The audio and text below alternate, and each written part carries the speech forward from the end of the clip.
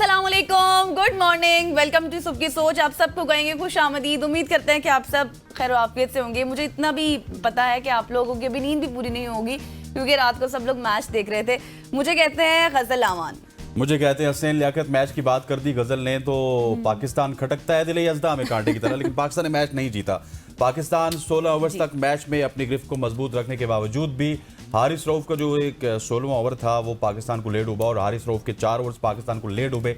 पाकिस्तान की टीम ने शानदार कारकर्दगी का मुजाहरा किया थ्रू आउट। अगर मैच की बात की जाए, पहले इनिंग्स में भी 12-13 ओवर्स तक पाकिस्तान मैच में छाया रहा, फिर एकदम से पाकिस्तान को कोलैप्स हुआ और दूसरी इनिंग्स में भी पाकिस्तान ने इंडिया को बांध के रखा। जो इंडिया अपने आप को पूरी दुनिया की मजबूत तरीन टीम कहता था, उसके पास नंबर 1 बॉलर है, नंबर 1 बैटर है, नंबर 1 टीम है, वो इंडिया जिसने लास्ट 37 मैचेस में से 34 मैचेस अपने नाम कर रखे थे, उस इंडिया को पाकिस्तान ने कल तिकनी का नाच नचवाया। लेकिन सिर्फ एक लूप होल कप्तान सलमान अली आगा की जानिब से और एक लूप होल हारिस रऊफ की जानिब से पाकिस्तान को मैच कॉस्ट कर गया। और उसके बाद इंडिया ने वही दिखाया, वो जब बोने उरूज पाते हैं ना वो ऐसी हरकतें करते हैं। अच्छा और खासा प्रेशर था इंडिया अच्छा पर। खासा प्रेशर भी था और जब कमजरफ उरूज पाते हैं वो ऐसे ही करते हैं।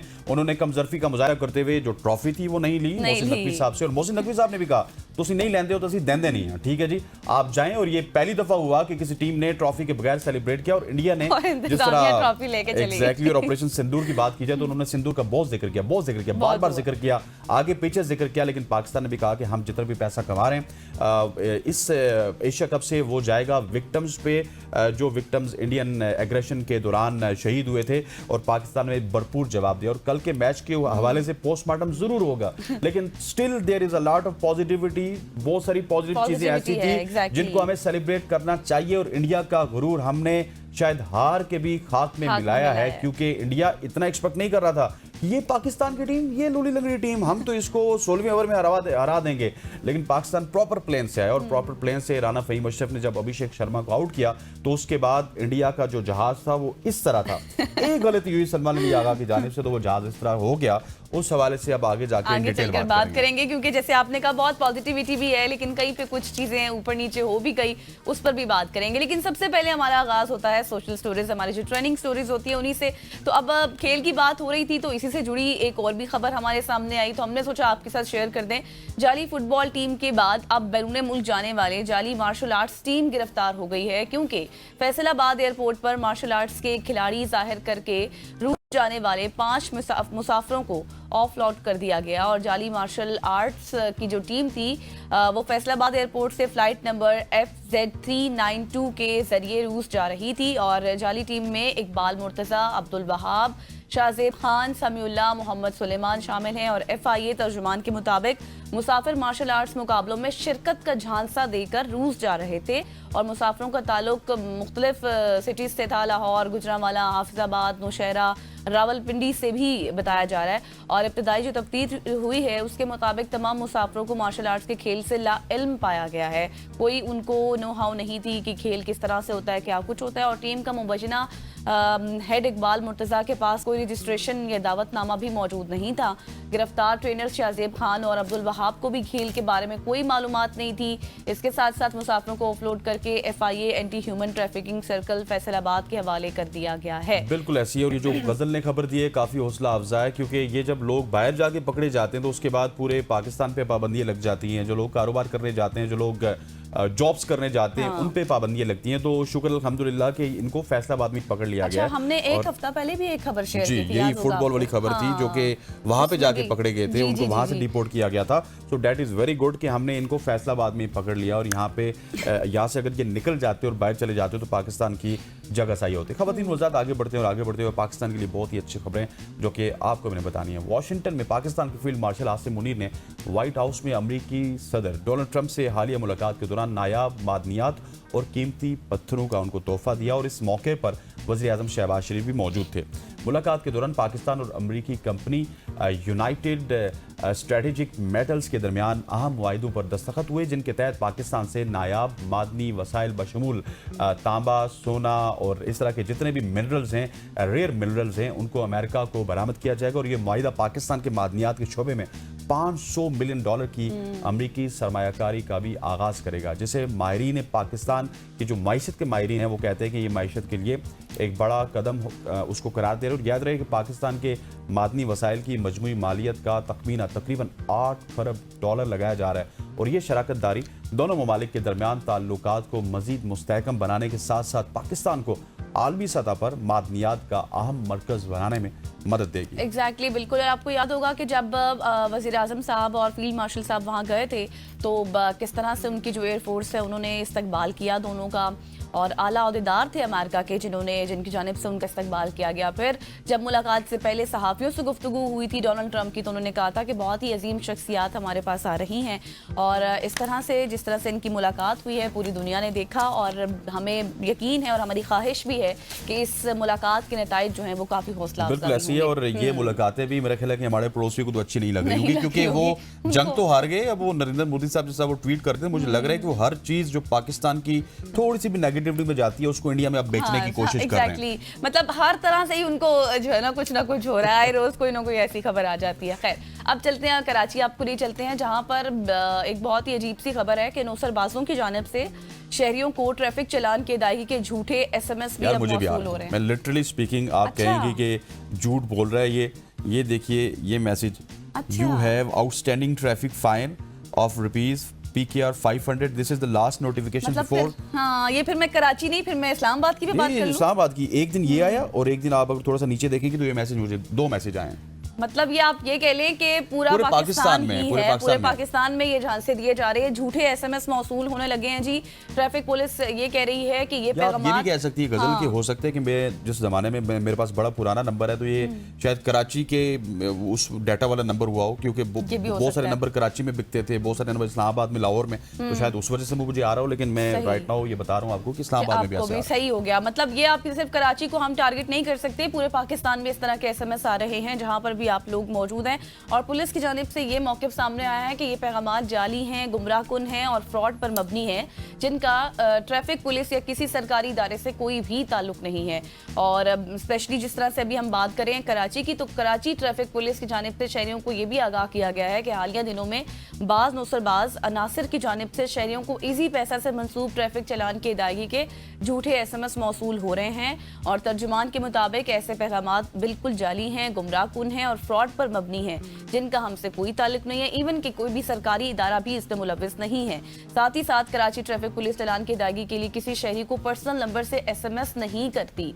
ये भी आप याद रखें, क्योंकि शहरियों से अब हमारी भी गुजारिश है और पुलिस भी यही कह रही है कि इस तरह के मशकूक पैगामात पर हरगिज़ आप यकीन ना करें और किसी भी गैर मुसद्दिका लिंक पर या किसी नंबर पर अदायगी ना करें। अपनी ज़ाती मालूमात को महफूज रखें और किसी भी परेशानी की सूरत में आप ट्रैफिक पुलिस हेल्पलाइन 1915 पर राबिता कर सकते हैं। बिल्कुल ऐसी। अच्छा, इसमें 2 पॉइंट्स हैं। एक तो ये है कि अब जिस तरह से गजल ने ये स्टोरी कराची के हवाले से बताई, तो मैंने आपको बताया कि मुझे भी मैसेजेस आए। कल हमारे साथ यहाँ पे, कल से मुराद है कि लास्ट फ्राइडे को यहाँ पे CTO इस्लामाबाद थे, CTO इस्लामाबाद हैं, रावलपिंडी हैं, या पूरे मैं पंजाब की बात कर रहा हूँ, सिंध की बात कर रहा हूँ, उनको भी इस तरह के पैगामात जारी करने चाहिए जाके जो अवामुन नास है उस तक ये पैगाम पहुँच सके कि किस तरह से नौसरबाज तबका उनको लूटने की कोशिश करो। दूसरा देखिए कि जो आप लिंक के ऊपर क्लिक करते हैं ना, उसके बाद आपकी जो हसास मालूमात हैं, हसास मालूमात से मतलब ये नहीं कि आपकी कोई पिक्चर्स हैं या वीडियोस हैं, हसास मालूमात ये भी हैं कि आपके मोबाइल फ़ोन पे आपका बैंक अकाउंट होता है, आपका इजी पैसा अकाउंट होता है, आपके और डिजिटल बैंक्स के अकाउंट्स होते हैं, तो वो तमाम तर डाटा आपका कंप्रोमाइज हो जाता है। सो इस तरह के किसी भी मैसेज से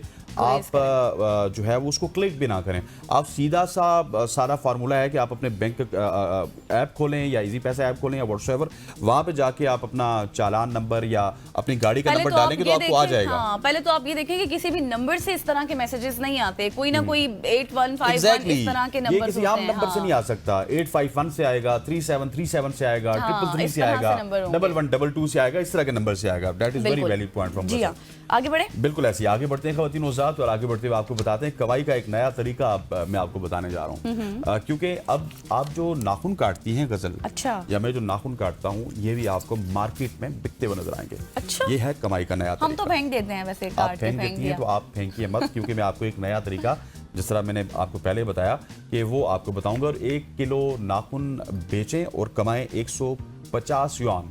ये चीन की बात कर रहा हूँ। चीन में कूड़ा क्रिकेट समझे जाना है, पूरी दुनिया में समझे जाता है इनको। वैसे समझे जाने वाले नाखून को अद्वियात की तैयारी के लिए इस्तेमाल किया जा रहा है और मार्केट में 1 किलो नाखून की कीमत 150 युआन तक जा पहुंची है। और चीनी तिब के माहिरीन के मुताबिक नाखून मुख्तलिफ बीमारियों जैसे कि बच्चों में पेट फूलने और टांसल्स के इलाज में मुफीद समझे जाते हैं। इस मकसद के लिए ये अद्वियात साज कंपनियां स्कूल्स में और देहात में नाखून खरीदती हैं, जिन्हें पहले अच्छी तरह साफ़ किया जाता है और फिर खुश्क करके बारीक पाउडर में तब्दील करके मुख्तलिफ अद्वियात में शामिल किया जाता है। माहिरीन के मुताबिक एक जो बालिग इंसान है, हम सब बालिग हैं वैसे यहाँ पे जो बैठे हैं स्क्रीन पे भी, उनके सालाना औसतन सिर्फ 100 ग्राम नाखून वो उगाते हैं। इसलिए मतलूबा जो मिकदार है उसको इकट्ठा करना बहुत ज़्यादा मुश्किल होता है और यही वजह है कि नाखून की जो कीमत है वो निस्बतन अब ज़्यादा होती चली जा रही है। और चीनी मीडिया के मुताबिक उनका जो सूबा हिब्बी उससे ताल्लुक़ रखने वाली एक खातून ने अपने बचपन से जमा किए गए नाखून ऑनलाइन फ़रोख्त करने का फैसला किया और उन्हें 150 युआन फ़ी किलोग्राम तकरीबन पाकिस्तानी जो 5,775 रुपये बनते हैं उसके हिसाब से उन्होंने बेचा। और वाज़ेह रहे कि 1960 की दिहाई में नाखून का बतौर अद्वियात इस्तेमाल कम होना शुरू हुआ था क्योंकि पॉलिश के इस्तेमाल ने नाखून को आलूदा कर दिया था। बाद अज़ा दीगर मुतबादिल अज्जा दरियाफ्त हुए लेकिन इंसानी नाखून की मुकम्मल तौर पर उसको अद्वियात में ख़त्म नहीं किया जा सका। और अब एक बार फिर इनकी मांग में चीन में हमें इजाफा देखने को मिला। और अब आप भी अपने नाखून संभाल लीजिए, मैं भी संभालूंगा। अच्छा मेरे बड़े ही नहीं होते, बहुत कम है मेरे लिए। नहीं अच्छा वैसे मैं ना आप जब नहीं मैं वैसे एक बात करी थी। अच्छा आप जब न्यूज़ स्टोरी बता रहे थे तो मुझे उसमें लगा कि इतनी मतलब उसमें जम्स वगैरह होंगे, लेकिन आपने ये भी बताया कि जो माहिरीन है वो कहते हैं मुकम्मल तरीके साफ होंगे। जी जी बिल्कुल ऐसे ही है कि इसको पहले साफ किया जाएगा, जम्स को बिल्कुल साइड पे किया जाएगा, उसके बाद इनको पाउडर बनाया जाएगा और उस पाउडर को डिफरेंट अद्वियात में शामिल किया जाएगा। क्योंकि जाहिर है जिस तरह मेरे जहन में ये सवाल आया, देखने वालों को भी आया होगा कि नाखून में इतने जम्स होते हैं, हम तो जाहिर है गंदगी के तौर पर फेंक देते हैं उनको कि बढ़ गए हैं, आप फेंक, लेकिन ये है कि वो सफाई करते हैं। और अब कहने का मकसद ये है गजल आपको भी और पूरे पाकिस्तान को भी कि आपने नाखून संभाल के रखने हैं और आप बेच सकते हैं। हाँ, चीन में अगर 1 किलो नाखून 6,000 के बिकते हैं तो आप सबके घर वालों के नाखून भी कहीं ना कहीं किलो हो जाएंगे तो वो यहाँ पे भी 6-7 हज़ार रुपए के बिकेंगे और आपने वो बेचने और उसके बाद अद्विया। और देखें पॉजिटिविटी ये है कि आपके नाखून जब बिकेंगे उसको साफ किया जाएगा तो बहुत सारे मरीज ऐसे हैं कि जो इन नाखूनों से सेहतयाब होंगे। ये एक बहुत बड़ी बात है। अब चाइना में ऐसा हो रहा है तो यकीनी तौर पर बहुत जल्द हम पाकिस्तान में भी ये चीज़ देख लेंगे। खैर आगे बढ़ते हैं, नहाने की बात कर लेते हैं थोड़ी सी अब, ठीक है। जैसे आपने नाखूनों की सफाई के हवाले से बात की, उनको बेचने के हवाले से, तो नहाना हाँ क्योंकि अब ज़रा साफ सुथराई की बात हो रही है तो क्योंकि सुबह या शाम नहाने का बेहतरीन वक्त कौन सा है? मतलब कुछ लोग सुबह पसंद करते हैं नहाना, कुछ दोपहर को, कुछ शाम को। तो हर शख्स अपनी रोज़मर्रा की ज़िंदगी मुख्तलिफ आदात और अंदाज से ही उसमें रहना पसंद करता है। कुछ लोग सुबह नहा कर दिन की शुरुआत कहते हैं कि हमारी बहुत पॉजिटिव हो, ताजगी हो, हमारे अंदर तवानाई आ जाए, उसके साथ पसंद करते हैं। लेकिन बाज़ लोग क्या करते हैं कि शाम को सोने से पहले नहाने को तरजीह देते हैं। तो अब मेरा सवाल ये है कि असल में नहाने का बेहतरीन वक्त कौन सा है? आप बता देना क्यों पहले गुजार रही हैं। मैं बार बार सवाल ही आपसे करी हूँ। तो माहिरीन के मुताबिक मेरे लिए सबसे अच्छा वक्त ये है कि मैं सुबह जब उठता हूँ तो उस वक्त नहाता हूँ क्योंकि वो जो फ्रेश हो जाता है मुझे ये लगता है कि मैं फ्रेश हो जाता हूँ। उसके बाद ऑफिस में आके फ्रेश होके आप सब लोगों के सामने बैठते हैं क्योंकि सुबह 5-6 बजे उठना is not easy job. Exactly, बिल्कुल आप सही कह रहे हैं। तो माहिरीन क्या कहते हैं, उनके मुताबिक इस सवाल का कोई हतमी जवाब नहीं है, यानी दुनिया के लिए कोई एक बेहतरीन वक्त मुकर्रर नहीं किया जा सकता। हर शख्स के लिए वो वक्त बेहतरीन होता है जो उसकी आदत या फिर तर्ज जिंदगी के मुताबिक होता है। तो सुबह नहाने के फायदे की अगर बात करें और शाम के नहाने की, तो सबसे पहले सुबह की बात कर लेते हैं। नींद की थकन दूर हो जाती है और दिन के लिए आपको तवानाई भी हासिल होती है। इसके अलावा रात भर का जो भी पसीना होता है या फिर जो भी मैल कुचैल होती है वो साफ हो जाती है। इसके साथ आप जिल्द और बाल दिन भर आपके ताज़ा रहते हैं और दिन का आगाज भी आपका, जैसे मैंने पहले कहा, कि ताजगी और एतमाद के साथ होता है। अब शाम के नहाने के फायदे की बात कर लेते हैं। तो दिन भर की जो आपकी मैल होती है, पसीना होता है, आलूदगी होती है, वो साफ हो जाती है। सोने से पहले आपका जिस्म और दिमाग को सुकून मिलता है, दिन की थकन दूर हो जाती है, नींद आपको अच्छी आती है। फिर डॉक्टर्स के मुताबिक ये बात सामने आई है कि वर्जिश के बाद नहाना भी बहुत ज़्यादा अच्छा है क्योंकि पसीने के साथ जो निकलने वाला आपका बॉडी ऑयल होता है या जितना भी बैक्टीरिया होता है वो जिल्द में आपकी ज़ायरा स्मेल सी एक पैदा हो जाती है, एलर्जी पैदा कर सकता है। तो आप उसके बाद नहा लें तो ज़्यादा बेहतर है वर्जिश के बाद। इसलिए वर्जिश के बाद नहाना सेहत के लिए बहुत ज़रूरी है। बिल्कुल ऐसी खवातीन हज़रात। यहाँ पे गज़ल ने एक और मुझे हैरान और परेशान कर दिया, क्योंकि कल रात को जो इंडिया पाकिस्तान का मैच हुआ ना, उसमें आप पाकिस्तानियों से हाथ नहीं मिला रहे, पाकिस्तानी इंडियन से हाथ नहीं मिला रहे, वो हमसे ट्रॉफी नहीं ले रहे। तो यहाँ पे भी एक भारतीय डॉक्टर थी जिनका नाम ये स्किप कर गई है, तो मैं इनसे इज़हार यकजहती करते हुए मैं भी स्किप कर रहा हूँ। हम उस भारतीय डॉक्टर का नाम नहीं लेंगे जिसकी ये रिसर्च थी। खवातीन हज़रात, हाँ बिल्कुल, ये मुझे यही लग रहा है कि जिस तरह का इनका नाम आप नहीं लिया, नहीं क्यों लेना है, अगर इंडियन नहीं ले सकते तो हम क्यों लेंगे। खवातीन हज़रात, ये थी आज की हमारी सोशल स्टोरीज़। मैं उम्मीद करता हूँ कि आपको ये पसंद आई होंगी। और यहाँ पे वक्त वो चाहता है एक शॉर्ट सी ब्रेक लेंगे, वापस आएंगे, हमारे साथ रहिएगा।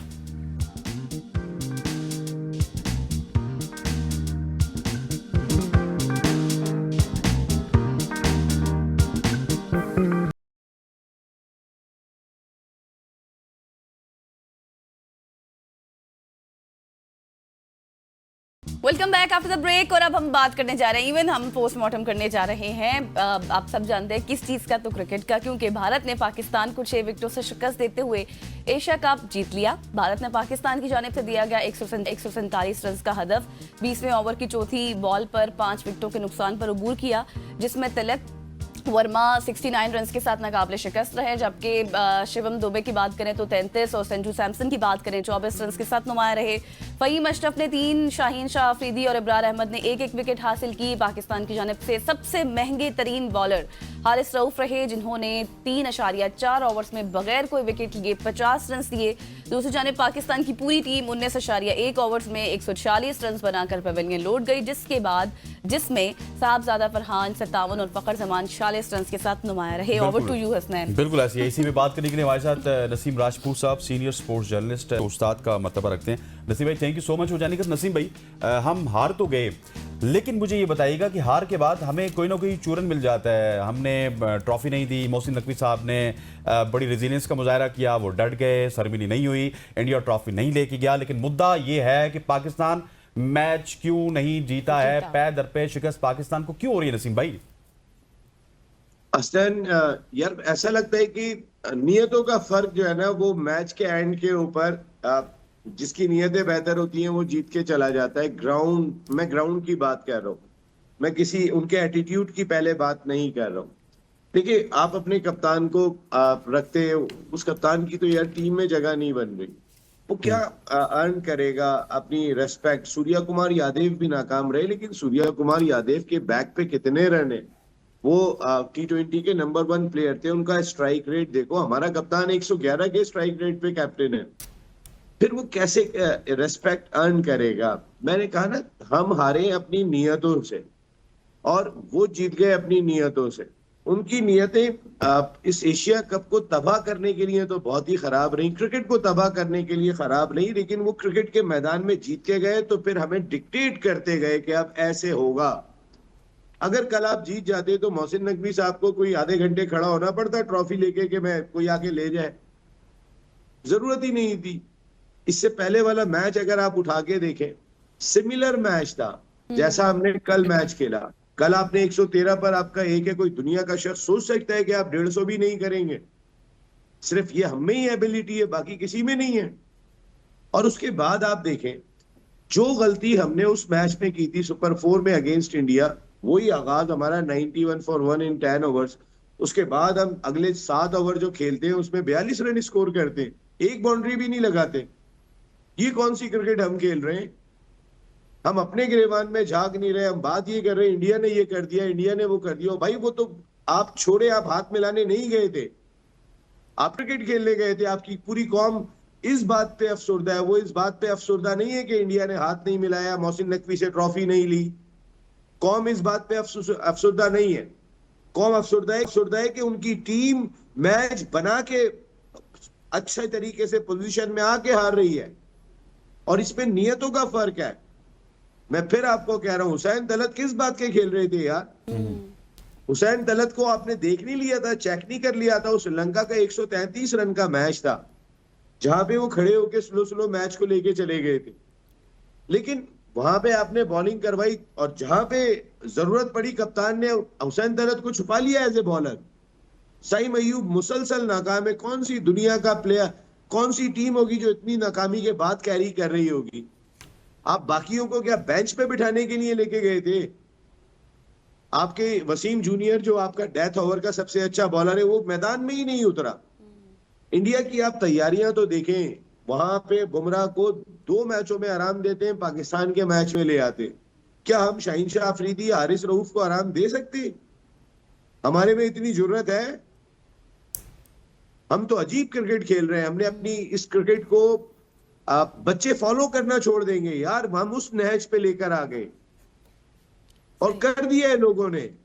यकीन माने कल की तकलीफ इतनी थी, इस वजह से तकलीफ थी क्योंकि उन्होंने आपके साथ जो बिहेव रखा हुआ था, ऐसा जैसे अपने मुलाजिम के साथ रखा हुआ है। हाथ नहीं मिलाएंगे, तस्वीर नहीं बनाएंगे, उनका कप्तान जो चाहेगा खड़े होके पहलगाम वाकया और कोई भी बकवास कर देगा, हम यूं हाथ बांध के देखते रहेंगे क्योंकि हम मैच नहीं जीतेंगे। हम मैच जीत जाएंगे तो हम क्या 10 मई, तो हमने वो जवाब उनको दिया था कि जिसकी आग उनको आज तक लगी हुई है। लेकिन क्रिकेट के मैदान में हम मैच नहीं जीतेंगे। हमारा कभी भी कोई बॉलर आएगा, वो 55 रन खा लेगा उस पिच के ऊपर के जिसके ऊपर रन बनाना अजाब हुए में। जब तक हम अपनी नियतें सही नहीं करेंगे, कभी शाहीन पिट जाएगा, कभी अबरार पिट जाएगा, कभी हारिस पिट जाएगा, क्योंकि अल्लाह ताला उस टीम की कभी मदद नहीं करते जो अपनी नियतें सही नहीं करती। बिल्कुल। असल चीज ये है, देखे हम तो उनके पीछे छुपने की कोशिश कर रहे हैं। हाथ नहीं मिलाया उसके पीछे छुप जाओ, तस्वीर नहीं बनवाई उसके पीछे छुप जाओ, ट्रॉफी नहीं ली उसके पीछे छुप जाओ। हम तो पीछे छुपते फिर रहे हैं यार। हम सामने से आके कौन सा मैदान में मुकाबला कर रहे हैं? 10 मई में जंग जीती थी तो आपके सिपह सालार तगड़े थे, आपके फील्ड मार्शल तगड़े थे, आपके एयर चीफ तगड़े थे, नेवल चीफ तगड़े थे। यहां आपने सिपह सालार रखा किसको है? आपके सलमान आगा को, कि जिनकी टीम में जगह नहीं बनती। आपको यस मैन चाहिए कि जैसे आप फैसले इंप्लीमेंट करना चाहें वो आपकी बात सुने। शाहीन शाह अफरीदी और बाबर आजम शायद इतनी बात नहीं सुनते। आपको डमी कप्तान चाहिए। जब अगर डमी क्रिकेट चलाएंगे तो डमी रिजल्ट आएंगे। बिल्कुल ऐसे ही, बिल्कुल ऐसे ही। नसीम भाई बिल्कुल बिल्कुल आपने बिल्कुल ठीक फरमाया। असल में शायद अब बहुत से लोग ऐसे हैं जिन्होंने मैच देखना ही छोड़ दिया है। मैं भी उनमें से एक हूँ। मैं भी उस तरह से फॉलो नहीं करती। शायद इसकी वजह ये है कि हम मुसलसल हारते हैं। इसकी वजह ये है कि आपके साथ हसनैन बैठे होते हैं। नहीं, वैसे भी मुझे ये माइंड में होती है चीज कि यार अब नहीं जीतेगा तो देखकर टाइम वेस्ट करने का फायदा क्या है। लेकिन रात को मैंने मैच देखा और जब देखी मैंने शुरुआत तो मुझे ऐसे लग रहा था कि आज तो हम जीत जाएंगे। स्टार्ट हमारा बहुत अच्छा था, बैटिंग मुकम्मल तौर पर, फिर हमने देखा कोलैप्स किया। जो मिडिल ओवर है हमारा, मतलब 10 से 15, 10 से 11, इस तरह इन चीज़ों के दरमियान पता नहीं इसमें हमें क्या हो जाता है, आकर हम बिल्कुल ही पीछे हो जाते हैं। इसकी क्या वजह है? यहाँ पर किस तरह के लूप होल्स हैं? सर मैंने आपको कहा ना, नियतों की खराबी जो है आप उस वजह से हार रहे। देखें ग्राउंड के अंदर इंडिया ने क्रिकेटिंग फैसले अच्छे किए, वो जीत गए। आप अच्छे फैसले करने को तैयार ही नहीं है। आपका दोस्त नहीं बैठना चाहिए हुसैन तलत, सईम अयूब कितना भी नाकाम हो जाए वो खेलना चाहिए। आपका विकेट कीपर हारिस मुसलसल नाकाम है लेकिन वो टीम का हिस्सा होना चाहिए। आप अपनी खुद देखें हम कर क्या रहे हैं। हम ऐसे तो क्रिकेट नहीं चला सकते कि हम नाकामियों के बावजूद कैरी करते चले जाएं। ऐसा नहीं है आपके पास नहीं है। आपने साहबजादा फरहान को सेकंड विकेट कीपर के तौर पे शामिल किया है। आप किसी एक मैच में हारिस को बिठा के आप चेक तो करते, आप ओमान के खिलाफ चेक करते, आप इमारात के खिलाफ चेक करते कि साहबजादा फरहान कैसी विकेट कीपिंग कर रहे हैं। क्या नेट में आप वो प्रैक्टिस करते हुए हम देख रहे हैं तो ग्राउंड में क्यों नहीं उतार सकते? वसीम जूनियर को क्यों नहीं उतार सकते हम? ऐसा ही है। हमने हर मैच खिलाना है शाहीन शाह अफरीदी को, हर मैच खिलाना है हारिस रऊफ को।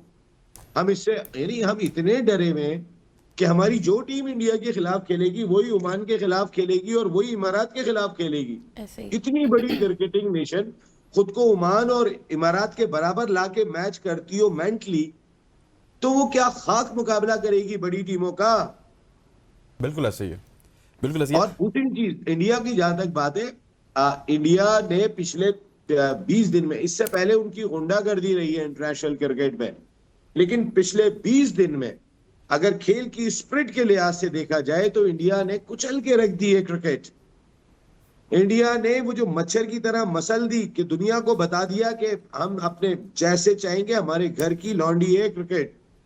जैसे चाहेंगे वैसे चलाएंगे, और हम मौके पे मौके दिए जाते हैं। इंडिया ने बहुत गलत किया, हाथ नहीं मिलाया। तो यार नहीं मिलाया तो नहीं मिलाया, तस्वीर नहीं खिंचवाई तो नहीं नहीं खिंचवाई। खिंचवाई, ऐसे ही है। हम इसके पीछे छुपते फिर रहे हैं, मैच जीतेंगे नहीं, जहाज गिराते फिर रहे हैं हम। बिल्कुल ऐसी और उसके बाद हमारे चेयरमैन सपोर्ट करते हुए दिखाई देते हैं कि ये जुर्माना मैं दूंगा। तुमने जो करना है बिल्कुल करो। ऐसी है, बिल्कुल ऐसी। अच्छा आप चेयरमैन क्रिकेट बोर्ड हो, आपके स्टेटमेंट सिर्फ वजीर दाखिला वाले आ रहे होते हैं यार। क्रिकेट एक अलहदा फर्टिनिटी है, इसको डील भी अलहदा अंदाज से करना पड़ेगा। आपके आपके बयानात में वजीर दाखिला नजर आ रहा होता है। बिल्कुल ऐसी। कि अच्छा नसीम भाई, मैं मुझे देख मुझे लूंगा। सिर्फ इस ये भी बताइएगा, इस पे रोशनी डालिएगा कि एक तरफ 16 ओवर्स हैं, पाकिस्तानी बॉलर्स 96 रन दे रहे हैं, और दूसरी तरफ वही जो जहाज गिरा रहे होते हैं अपने लफाजी से। जब परफॉर्मेंस की बात आई हारिस रऊफ की, तो उन्होंने सिर्फ 22 गेंदों पर 50 रन दिए। That's make a huge difference कि एक तरफ पूरी टीम की एफर्ट कर रही है और एक तरफ आप कितनी वेवर्ड बॉलिंग कर रहे हैं कि वहां पे शर्मिंदगी का बायस बन रहे हैं, और पूरे पाकिस्तान को आपकी वजह से शर्मिंदगी उठाना पड़ी। यार हसनैन भाई, लोग अब शक की निगाह से देखते हैं। सच्चाई ये कि लोग शक की निगाह से देखते हैं कि आपकी टीम, आप पिछला मैच उठा के देखें इंडिया के खिलाफ, ये मैच उठा के देखें, एक तरफ आप वहां चले जाते हैं। कोई सोच सकता है कि आप 113 पर आपका एक आउट है और आप 146 पे पूरी टीम बुक हो जाएगी? कोई सोच सकता है इस पिच पे कि हारिस रऊफ का गेंद जो ज्यादा स्किट होता है, खुश्क पिच था, गेंद नीचे रह रहा था, और वहां पे हारिस रऊफ इस लेंथ पे बॉलिंग करेंगे और वो छक्के पे छक्के खाएंगे। 3.4 ओवर में 55 रन 13 से ज्यादा के स्ट्राइक रेट से दे देंगे। वहां पे साइम अयूब अच्छी बॉलिंग करेंगे, वहां पे फहीम अशरफ अच्छी बॉलिंग करेंगे, लेकिन हारिस अच्छी बॉलिंग नहीं करेंगे। कभी दिमाग काम करता है? नहीं करता ना, बहुत सारी चीजों में।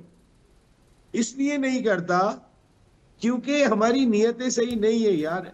कभी हारिस पिट जाएगा, कभी शाहीन पिट जाएगा, कभी अबरार पिट जाएगा। जब तक हम अपनी नीयतें सही नहीं करेंगे, हम अपनी नीयतों से हार रहे हैं। देखें, अल्लाह ताला एंड ऑफ द डे आपकी नीयत देखते हैं कि आप अपने जिस मैदान में आप उतरे हैं उसके फैसले आप कितनी सच्चाई पर मबनी कर रहे हैं। इंडिया ने अपनी वो टीम खिलाई कि जो टीम खेलनी चाहिए थी, जो होनी चाहिए थी। हार्दिक पांड्या नहीं थे तो उन्होंने कहा कि बेस्ट ऑप्शन अब क्या बनता है, उसको टीम में शामिल करो।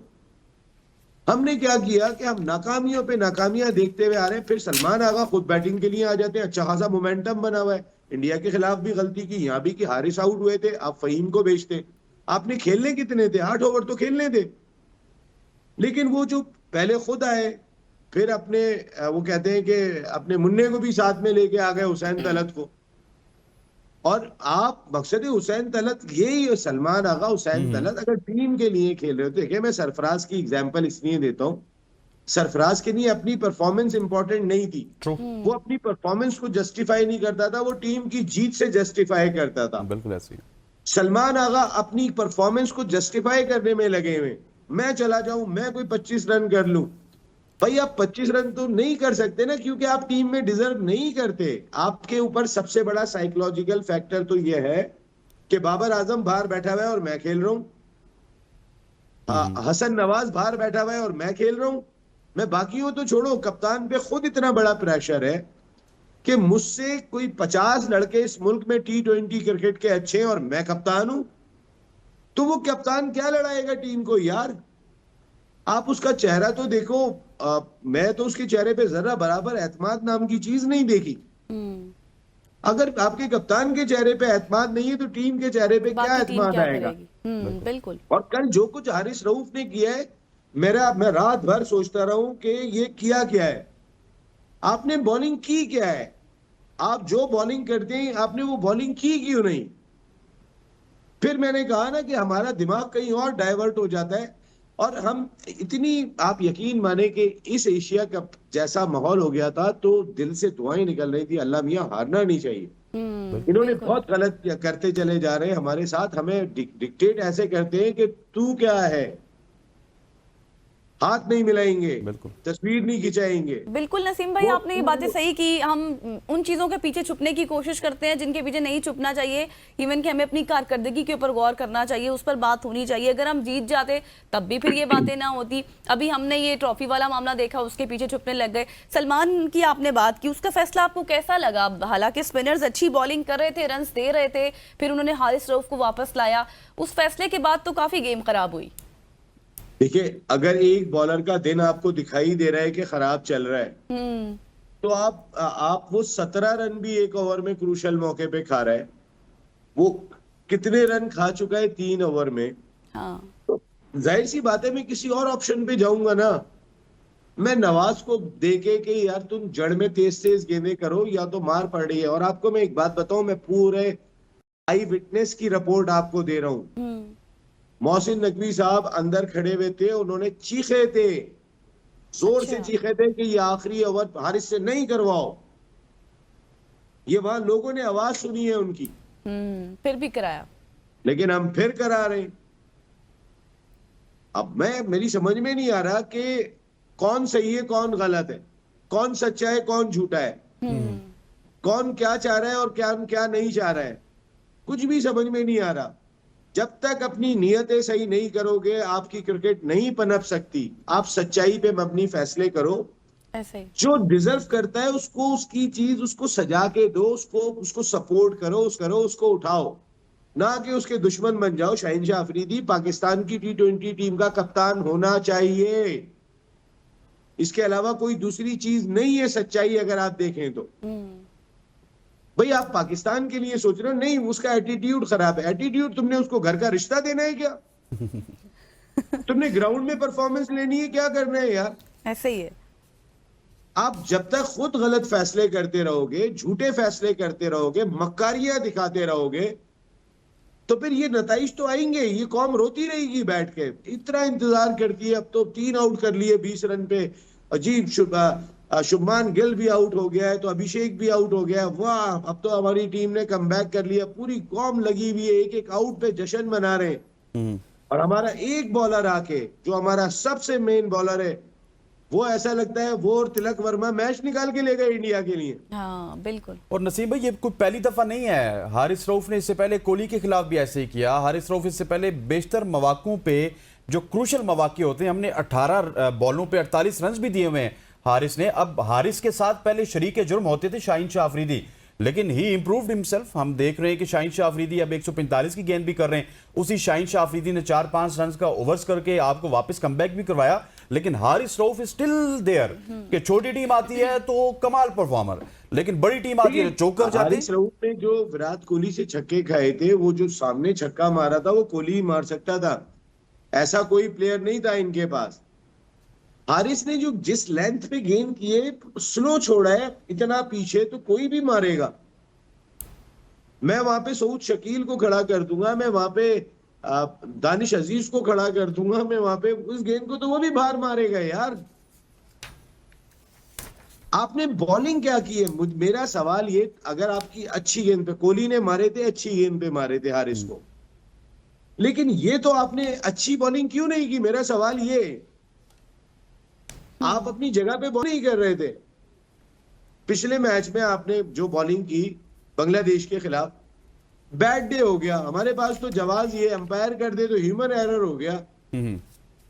यार, ये बैड डे कब तक हमारा चलेगा? और बैड डे हमारा खत्म होगा ही नहीं जब तक हम दोनों अपनी नीयत सही नहीं करेंगे। गजल और हसनैन, मैं बिल्कुल आपको सही बता रहा हूं, हम हार रहे हैं अपनी नीयतों से। और यार वो उन्होंने हमारे साथ क्या कि हर अंदाज से आपको कहा, हमने उनके साथ जहाज गिरा दिए। उसके बावजूद ग्राउंड में उनकी टांगे कांपनी चाहिए थी, हमारी टांगे कांपी हुई हैं। आप मुझे बताए ना, कौन सी टीम होगी 113 पर 1 और वो 150 भी नहीं बनाएगी? ये कौन सी डाइसी किस्म की क्रिकेट लग रही है भाई? आपका कोई एक बॉलर, बाकी सब अच्छी बॉलिंग करेंगे, एक बॉलर आएगा वो तिलक वर्मा के साथ मिलके इंडिया के लिए मैच निकाल के चला जाएगा। बिल्कुल। लेकिन नसीम भाई, हम थोड़ा सा अगर कंपैरिजन की बात कर लें, आ जाते हैं मिडिल ऑर्डर के प्लेयर हैं। मिडिल ऑर्डर की बात कर लें, हमारा मिडिल ऑर्डर देखें, इंडिया का मिडिल ऑर्डर देखें, कितना ज्यादा डिफरेंस है इसमें। क्यों? वजह क्या? कुछ तब्दीलियां करें हम? देखिए उनके सिस्टम इतना स्ट्रांग है कि जो प्लेयर निकल के आ रहा है वो ग्रूम होके आ रहा है, जैसे ऑस्ट्रेलिया का प्लेयर ग्रूम होके आता है। अब इंडिया ने अपने सिस्टम को इतना स्ट्रांग कर लिया। हमारे सिस्टम का आप हाल देखें, पिछली दफा, मैं पिछले साल डोमेस्टिक क्रिकेट की बात कर रहा हूं, रीजन का वनडे टूर्नामेंट नहीं हुआ, डिपार्टमेंट का T20 टूर्नामेंट नहीं हुआ। जो आपकी बेस है अंडर 19 क्रिकेट, उसका ना 3 डे हुआ ना वनडे हुआ। इस साल की भी सूरत हाल कुछ ऐसी दिखाई दे रही है। और भाई आपने पैसा क्रिकेट पे खर्च करना है या किसी और चीजों पे खर्च करना है? क्रिकेट का पैसा क्रिकेट पे खर्च होना चाहिए। आप क्रिकेट ही नहीं करा रहे प्रॉपर तौर पे। आपने डोमेस्टिक उन लोगों को दिया हुआ है जिनको क्रिकेट की अलिफ बे नहीं पता। आपका थिंक टैंक किसी को, उसको कोई क्लाउन कह रहा है, कोई जोकर कह रहा है, वो उससे आप फैसले करवाते हैं। ऐसे कहां से आप अपनी क्रिकेट को बेहतर करेंगे भाई? नहीं हो सकती इस तरह से। क्रिकेट आपकी कभी भी बेहतर नहीं होगी। और आप देख लीजिएगा, आप और हम यहाँ पे मौजूद हैं, अब अगले जवाब आएंगे, जी हम तो एशिया कप के फाइनल में पहुंचे थे, हमने तो फाइनल के लिए क्वालिफाई किया था, कप्तान क्यों बदले? हम इस टीम को और मौका देंगे, ये वर्ल्ड कप में तैयार होगी और इससे बुरी परफॉर्मेंस का मुजाहरा करके दिखाएगी आपको। ये टीम तैयार हो जाएगी जी वर्ल्ड कप तक, आप देखिएगा। अरे यार, किसको बेवकूफ बना रहे हो यार? ये कौम, इसके पास ये कौम पहले ही इतनी मसाइल की शिकार है, खाने को नहीं है। तो, नसीम भाई मुझे ये भी बताइए, क्योंकि मैं अब मोहसिन नकवी साहब के हवाले से भी बात करना चाहता हूँ। सर, उनसे कोई पूछ सकता है, उनसे कुछ जसारत कर सकता है? हम 4-5 सहाफियों ने की थी, उसके बाद हमारी एक्रेडिटेशन बंद हो गई थी, खैर वो जाके कोर्ट से बहाल हुई। मोहसिन नकवी साहब जो डबल जॉब कर रहे हैं, एक तरफ वो होम मिनिस्टर हैं, दूसरी तरफ वो पाकिस्तान क्रिकेट बोर्ड के चेयरमैन हैं, और उनकी चेयरमैनशिप में पाकिस्तान T20 वर्ल्ड कप हार गया, पाकिस्तान चैंपियंस ट्रॉफी हार गया, पाकिस्तान कल एशिया कप हार गया, पाकिस्तान इंडिया से तकरीबन 5-6 मुकाबले हार चुका है। सर, उनसे कोई पूछ नहीं रहा। यहाँ पे इंडिया से मुकाबला हारने पे आपके चेयरमैनों को घर भेजा जाता था, कप्तान तो दूर की बात है। अरे यार, वो वजीर दाखिला दिखाई दिए इस एशिया कप में। वो जो चेयरमैन क्रिकेट बोर्ड की फ्लेक्सिबिलिटी होती है वो तो उनमें दिखाई नहीं दी। वो तो लड़ने में, बजाय इसके कि आप अपने खिलाड़ियों को खेल की जानिब कंपोज करें, खेल की जानिब एक्टिव करें, आप तो जनाबे अली जो है वो मैं देख लूंगा, तुम जो करना है करो। कर लो, यार ये स्टेटमेंट जेशा का तो नहीं है, क्योंकि वो क्रिकेट को अलहदा रखते हैं। उनके वालिद अमित शाह का आ सकता है, वजीर दाखिला है वो। जेशा ने खुद को क्रिकेट की हद तक रखा। आप अगर मोहसिन नकवी साहब के स्टेटमेंट ज्यादातर देखें तो जारे मिजाज दिखाई दिए। वो भी रोनाल्डो की तस्वीर शेयर कर रहे हैं। आप क्यों कर रहे हो यार? आपको नहीं करना चाहिए। ये कौम पूरी कर रही है ना, नेशन के पीछे बैठी हुई है, टीम को सपोर्ट कर रही है, तो आप क्यों कर रहे हो? बिल्कुल। आपके एटीट्यूड से वजीर दाखिला दिखाई दे रहा है, चेयरमैन क्रिकेट बोर्ड दिखाई नहीं दे रहा। आप कल ट्रॉफी के लिए खड़े हुए हो यार, आप इतनी स्टेचर के आदमी हो, आप छोड़ दो वहीं पर ही ट्रॉफी यार। नहीं, मैं दूंगा। आप दे किसको रहे हो? जिन्होंने आपकी टीम को बुरी तरीके से हराया, आप उसको दे रहे हो। आप किसको दे रहे हो ट्रॉफी और उसके इंतजार में खड़े हुए हो? और ये आपकी टीम ने ये आपका हाल किया है मोहसिन नकवी साहब, ये किसी और ने नहीं किया। आप अपनी टीम की वजह से ऐसा हुआ। बाद में ना ये वीडियोस भी सामने आई, इंडियन टीम भी इस पे, और इंडियंस भी मजाक उड़ा रहे थे कि ट्रॉफी उन्होंने पकड़ी हुई और किसने ली नहीं। मैं आपको कह रहा हूं ना कि हम अपने आप को छुपा रहे हैं इन चीजों के पीछे। जो हमारी हार हुई है उसको हाथ मिलाने के पीछे छुपा रहे हैं, उसको तस्वीर ना बनवाने के पीछे छुपा रहे हैं, उसको ट्रॉफी ना लेने के पीछे छुपा रहे हैं। मैं खुद कह रहा हूं ये बात, इंडिया को आना ही नहीं था। अगर उन्होंने जो सेकंड एशिया कप हुआ था श्रीलंका में, उनके सिफारती ताल्लुकात अच्छे नहीं थे, वो खेलने नहीं गए थे श्रीलंका। आपके पाकिस्तान से ताल्लुकात अच्छे नहीं थे, आप नहीं आते। आपको क्रिकेट को रोंदने की जरूरत नहीं थी। जैसे एक वो टमाटर को ट्रक के नीचे रख दो, आपने क्रिकेट खेल का वो हाल किया है, और फिर ट्रक चला दो तो टमाटर का तो कचूमर निकल जाएगा। तो आपने कचूमर निकाल दिया इंटरनेशनल क्रिकेट का। बिल्कुल। पता नहीं, कुछ और नहीं किया। पता नहीं नसीम भाई अब क्या होगा इस क्रिकेट का मुस्तकबिल, अब देखते हैं अब आगे क्या होता है। Thank you so much for your time. बदल दें सर, 4 चीजें बदल दें बस, जाते जाते आपको कह रहा हूं, बदल दें, हुसैन तलत नहीं होने चाहिए, हारिस को हटाएं, दूसरा कोई विकेट कीपर लाएं, नॉट रिजवान। बाबर को 3 नंबर पे लाएं, शहीनशाह अफरीदी को कप्तानी दे, और साइम अयूब को कहे कि यार थोड़ा सा जाके जरा पहले डोमेस्टिक खेलो, सीख कर आओ, उसके बाद खेलो। सही सही। Senior sport journalist Naseem Rajput साहब हमारे साथ मौजूद थे, और आखिर में जो कि अगर आप ये तब्दीलियां कर लें तो शायद कुछ बेहतरी आ जाए, तो अब इसके ऊपर थोड़ा सा बराह करम नजर सानी कर ली जाए तो बेहतर होगा। यहाँ पर हम देखते हैं एक ब्रेक, और ब्रेक के बाद वापस आएंगे, मुल्क की सियासत को डिस्कस करेंगे। हमारे साथ रहिएगा।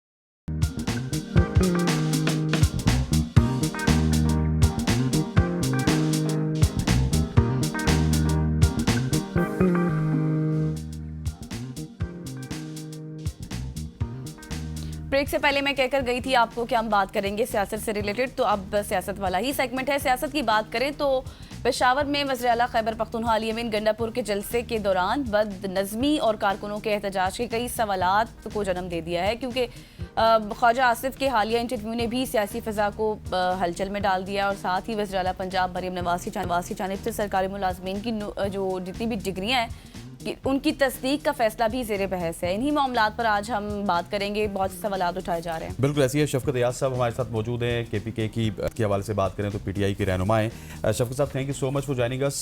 मुझे सबसे पहले बताइएगा कि वज़ीर आला के जलसे के दौरान जो बदनज़मी के मनाजिर हम सब ने देखे, आपके ख्याल में इस सूरत हाल की बुनियादी वजह क्यों थी? अब कारकुनान ये कहना स्टार्ट हो चुके हैं कि गंडापुर नामंजूर, इस तरह के नारे लगना शुरू हो चुके हैं। सूरत हाल तो काफ़ी तशवीशनाक नज़र आ रही है हमें। देखिए, पहली बात तो ये है कि इस पे जोर दिया जाए कि जलसा कितना जबरदस्त हुआ था और कितनी क्राउड आई हुई थी। आप चंद लोगों को निकाल के जलसे के ऊपर बात करें। ये जो फ्रंट में जो बंदे बैठे हुए थे या जिन्होंने आवाजें लगाई हैं, जो हमें मतलब दिखाई नहीं दी, लेकिन लोगों ने बाद में कहा कि इस तरह, क्योंकि हम तो स्टेज पे थे, हमने स्पीचेस की वहां से देख रहे थे, तो हमें तो ये लग रहा था कि शायद वो शोर, मतलब जिस तरह वो स्पीच के हवाले से लोग शोर करते हैं या नारा लगाते हैं, तो ये शायद कि प्रोपेगेंडा हो रहा हो, या मतलब ऐसे लोग हो कि जो पेड लोग हो। आप इस तरह देखें कि लाखों के लोग आए हुए थे और चंद ही लोगों को लोग उठा रहे हैं कि उन्होंने अली अमीन गंडापुर के खिलाफ जो है नाराबाजी की है, तो ऐसा कुछ नहीं है। ये पेड लोग थे शायद कि जिन्होंने इस तरह की आवाजें लगाई हैं। आपने भी फरमाया नो डाउट बहुत ज्यादा क्राउड था, लेकिन जो हमने बदनज़मी देखी है, आपको क्या लगता है अब वज़ीर आला आइंदा जलसों में इस तरह के एहतजाज और बदनज़मी को रोकने के लिए आप लोगों की कोई हिकमत अमली होगी या कोई अपनाएंगे आप लोग? नहीं, बिल्कुल। हम हमेशा, क्योंकि हमारे जलसे जो है ना वो मुस्लिम लीग नून या पीपल पार्टी की तरह नहीं होते कि छोटे छोटे हो। जाहिर बात है, जब ज्यादा लोग आते हैं, लाखों की तादाद में आते हैं, गाड़ियां आती हैं और काफी शहरों से लोग आ जाते हैं, पंजाब से, सिंध से, बलूचिस्तान से, तो जाहिर बात है फिर उसमें जो है ना इस तरह की चीजें आ जाती हैं, छोटी मोटी चीजें हैं। तो नो डाउट हम इंशाल्लाह अगले हमारे जो जलसे होंगे, जिससे भी बड़े बड़े होंगे, उसमें हम इंतजाम प्रॉपरली करेंगे। और इस दफा जो मुझे लगा कि एक मसला था कि वो जो ग्राउंड में सही मतलब पानी नहीं डाला गया था, जिससे गर्द जो है वो उठ रहा था और लोग जलसे के बजाय जो है ना वो ठीक हो गया। अच्छा, रहे थे। मुझे शफकत साहब कि अगर सऊदी अरब के साथ दिफाई मुआहदे की बात की जाए तो पाकिस्तान तहरीक इंसाफ हमें नाराज नजर आ रही है। अगर आप गवर्नमेंट में होते तो किस तरह का दिफाई ताउन करते? आप उसमें क्या कुछ शराइत रखते? अगर आपकी नाराजगी है तो किस वजह से है? देखें, हमारे चेयरमैन इमरान खान साहब का इससे पहले भी वो हमेशा ये कहते रहे कि ताल्लुकात हर हुकूमत के साथ, हर रियासत के साथ, यानी कि हर कंट्री के साथ आप रखें, लेकिन उसूलों की बुनियाद पे, बराबरी के हिसाब से। तो मेरे ख्याल से सऊदी अरब हमारे लिए बहुत मुअज़्ज़ज़, आपको पता है कि वहाँ पे हमारे हज़रत मोहम्मद सल्लल्लाहु अलैहि वसल्लम है और हमें जो है ना वो मुल्क बहुत अजीज है। तो नो डाउट ये जो हुआ भी है, और हम भी अगर होते तो यही जो है ना मुआहिदे हम जरूर करते, क्योंकि सऊदी अरब हमारे लिए एक अहम रोल रखता है, हमारे पॉलिटिक्स के लिए, हमारी मईशत के लिए, और जो हमारे अवामों के दरमियान जो हमांगी है उसके लिए बहुत ये बेहतरीन फैसला हुआ। मैं इसको अप्रिशिएट करता हूँ, और हमारे चेयरमैन इमरान खान साहब ने भी इसको अप्रिशिएट किया है। तो हमारे अगर हुकूमत होती तो भी हम यही मुआहदे करते। अच्छा, अब साहब मुझे ये भी बताइएगा कि ख्वाजा आसिफ साहब ने भी कहा है कि पाकिस्तान का जो मुस्तकबिल है वो चीन के साथ ही है, और हमने देखा है कि पाकिस्तान तहरीक इंसाफ बार हाँ अमेरिका से ताल्लुकात में तवाज़ुन की बात करी है। तो आपके नज़दीक ये हुकूमती मौक़िफ़ पाकिस्तान को आलमी महाज़ ज़राइब में एक कैंप की तरफ धकेलने के मुतरादिफ है, या क्या समझते हैं आप? देखिए, मुझे नहीं पता कि ख्वाजा आसिफ ने ये बात कैसी की है। नो डाउट चीन जो है हमारे लिए, हमारी मईशत के लिए बहुत ज़रूरी है, और हमारा उनके साथ आज का नहीं, मतलब जब से पाकिस्तान आज़ाद हुआ है तो चीन को सबसे ज़्यादा सपोर्ट हमने ही दी थी। हाँ। और उसके बाद चीन ने भी हमारे साथ उसी तरह के ताल्लुकात रखे हैं। तो हमारी मतलब पाकिस्तान की मईशत के लिए और पाकिस्तान की बका के लिए चीन के साथ हमारा चलना बहुत ज़रूरी है। लेकिन ये नहीं समझ आ रही कि वो अमेरिका में बैठ के फिर इस तरह की बातें करते हैं। वहाँ पे उनके जो प्राइम मिनिस्टर है वो कुछ और बोलते हैं, यहाँ पे वो कुछ और बात करते हैं। तो मुझे इसमें तज़ाद नज़र आ रहे हैं। इक्वली चलें, पाकिस्तान की बका की बात करें। तो मुझे नहीं पता कि ख्वाजा आसिफ ने ये बात क्यों अमेरिका में बैठ के की है, मुझे नहीं समझ आ रही। आखिरी सवाल आपसे करूंगा। वज़ीर-ए-आला मरियम नवाज शरीफ साहिबा ने एक हुक्म जारी किया है जिसमें सरकारी जितने भी मुलाजमीन हैं उनकी डिग्रियों की तस्दीक करवाने के लिए उनको हिदायत जारी की हैं। तो क्या आप समझते हैं कि ये इकदाम बाकी सूबों में भी होना चाहिए?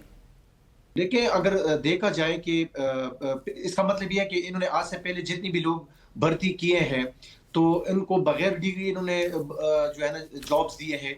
मुझे इस बात की नहीं समझ आ रही कि मरियम नवाज ने अगर इस तरह का फैसला किया, मतलब अगर आप देखें तो सही फैसला हो सकता है। लेकिन आज तक इन्होंने 35 साल जो है हुकूमत की है पंजाब में। तो क्या 35 सालों में इन्होंने 35 साल जिन्होंने जॉब किए हैं और अब अगर उनकी जो है ना ये डिग्री देख रहे हैं तो इसका मतलब है कि 35 साल पहले, 30 साल पहले, 25 साल पहले उन्होंने जो फैसले किए थे वो कितने जो है ना इन्होंने हकीकत पे जो है ना वो किए हैं। तो इसका मतलब ये है कि इनकी पॉलिसी तब भी गलत थी और आज भी अगर ये करें तो आज भी इनकी पॉलिसी ठीक नहीं है। ये जब आप न्यू रिक्रूटमेंट करते हैं उसके बारे में आप एक सही अमल तय करें, आप उनकी सही जांच पड़ताल करें, उनका पूछें कि वो जो है उनकी डिग्री ठीक है या नहीं है। ये नहीं हो सकता कि आपने उनको 35 साल जॉब पे रखा है, 30 साल उनको आपने जॉब पे रखा है और उसके बाद फिर आप स्क्रूटनी कर दें कि ये लोग मतलब इनकी डिग्रियां जो है ना वो गलत है। मेरे ख्याल से हाँ, ये पॉलिसी होनी चाहिए कि अब आप अगर न्यू रिक्रूटमेंट करते हैं, अब आगे आपने लोगों को भर्ती करना है तो उनकी रिक्रूटमेंट सही होनी चाहिए और वो मेरिट पे होनी चाहिए ताकि आगे अगर मेरिट पर चीजें हो जाएं तो ज्यादा सही हो गया। Thank you so much. Shafqat Ayaz साहब हमारे साथ मौजूद थे और इस वक्त जो बड़ी हैपनिंग्स चल रही थी उस रिलेटेड गुफ्तगू कर रहे थे। यहाँ पर लेंगे एक न्यूज ब्रेक, वापस आएंगे। स्टे विद अस।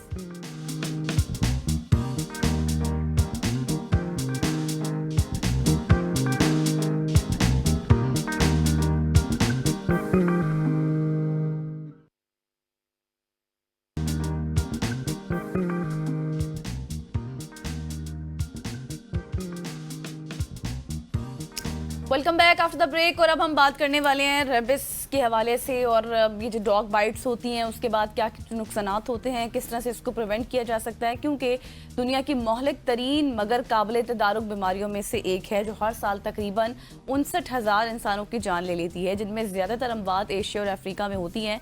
और पाकिस्तान में ये सूरत हाल भी काफ़ी तशवीशनाक होती जा रही है हालिया सैलाब के बाद, जहाँ हर साल तकरीबन 1,000 अफराद, जिनमें ज़्यादातर बच्चे शामिल होते हैं, इस मोहलिक वायरस का शिकार होकर जान से हाथ धो बैठते हैं। हालांकि इसके मौसर और जान बचाने वाले इलाज दस्तयाब हैं, लेकिन इसमें क्या लूप होल्स हैं, क्यों लोग इस तरफ नहीं जाते? ये अफसोसनाक हकीकत इस बात की तरफ भी इशारा करती है कि आगाही, बर वक्त इलाज तक रसाई या फिर रोकथाम के इकदाम में अब भी नुमाया खला मौजूद है जो कीमती इंसानी जानों के ज़िया का बाइस बन रहा है। और इसी पर आज हम बात करेंगे। बिल्कुल ऐसी भी बात कर लीजिए। हमारे साथ डॉक्टर साजिद हुसैन साहब मौजूद हैं जो कि स्पेशलिस्ट हैं पेट्स के। और डॉक्टर साहब, थैंक यू सो मच हो जाने का। सबसे पहला सवाल तो जिस तरह गज़ल ने अपने इंट्रो में कहा कि ये एक काबिल तदारुक बीमारी भी है, लेकिन इसकी वैक्सीनेशन भी है, सारे मराइल हैं, लेकिन उसके बावजूद भी इतनी बड़ी तादाद में लोगों का इससे इफेक्ट होना, लोगों को का जान गंवाना।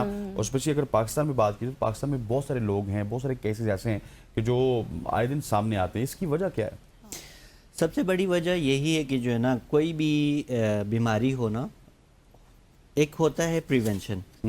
आप उस बीमारी को आने से पहले बचाया जा सकता है, ठीक है। पाकिस्तान में हर हॉस्पिटल में आप देखें, इवन कि आप इस्लामाबाद का नाम लें, इस्लामाबाद में देखें तो चंद एक हॉस्पिटल में रेबीज़ वैक्सीन अवेलेबल है, लेकिन पीएम्स जनरल हॉस्पिटल में भी अगर आप जाते हैं मोस्टली शॉर्ट रहता है।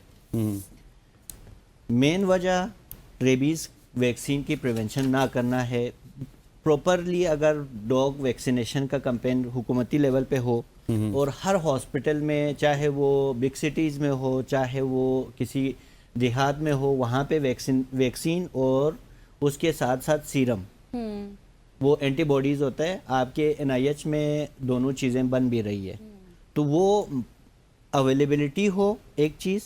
और साथ में मैं ये कहना पसंद करूँगा, आजकल जो कंसेप्ट चल रहा है वन हेल्थ का, अच्छा। उसमें ये होता है कि human health, animal health, environment health, तो उन चीज़ों को कंबाइनली जब आप लेके चलेंगे, उसमें ह्यूमन डॉक्टर्स होंगे, वेटनेरियंस होंगे, इन्वायरमेंटल साइंटिस्ट्स होंगे और जो पॉलिसी मेकर होंगे, वो सारे अगर मिल के इस बात पे आ जाए किस तरह हमने इस डिजीज़ को कंट्रोल करना है या प्रिवेंट करना है, तो उसमें हम ये कर सकते हैं कि मास वैक्सीनेशन करेंगे थ्रू आउट द कंट्री, ताकि डॉग्स जितने भी है स्ट्रीट डॉग्स वो वैक्सीनेटेड हो, और साथ में उनका पॉपुलेशन कंट्रोल भी ज़रूरी है। उसमें तमाम डेवलप्ड कंट्रीज़ में यही होता है, catch, trap, neuter, स्पेट, vaccine and release.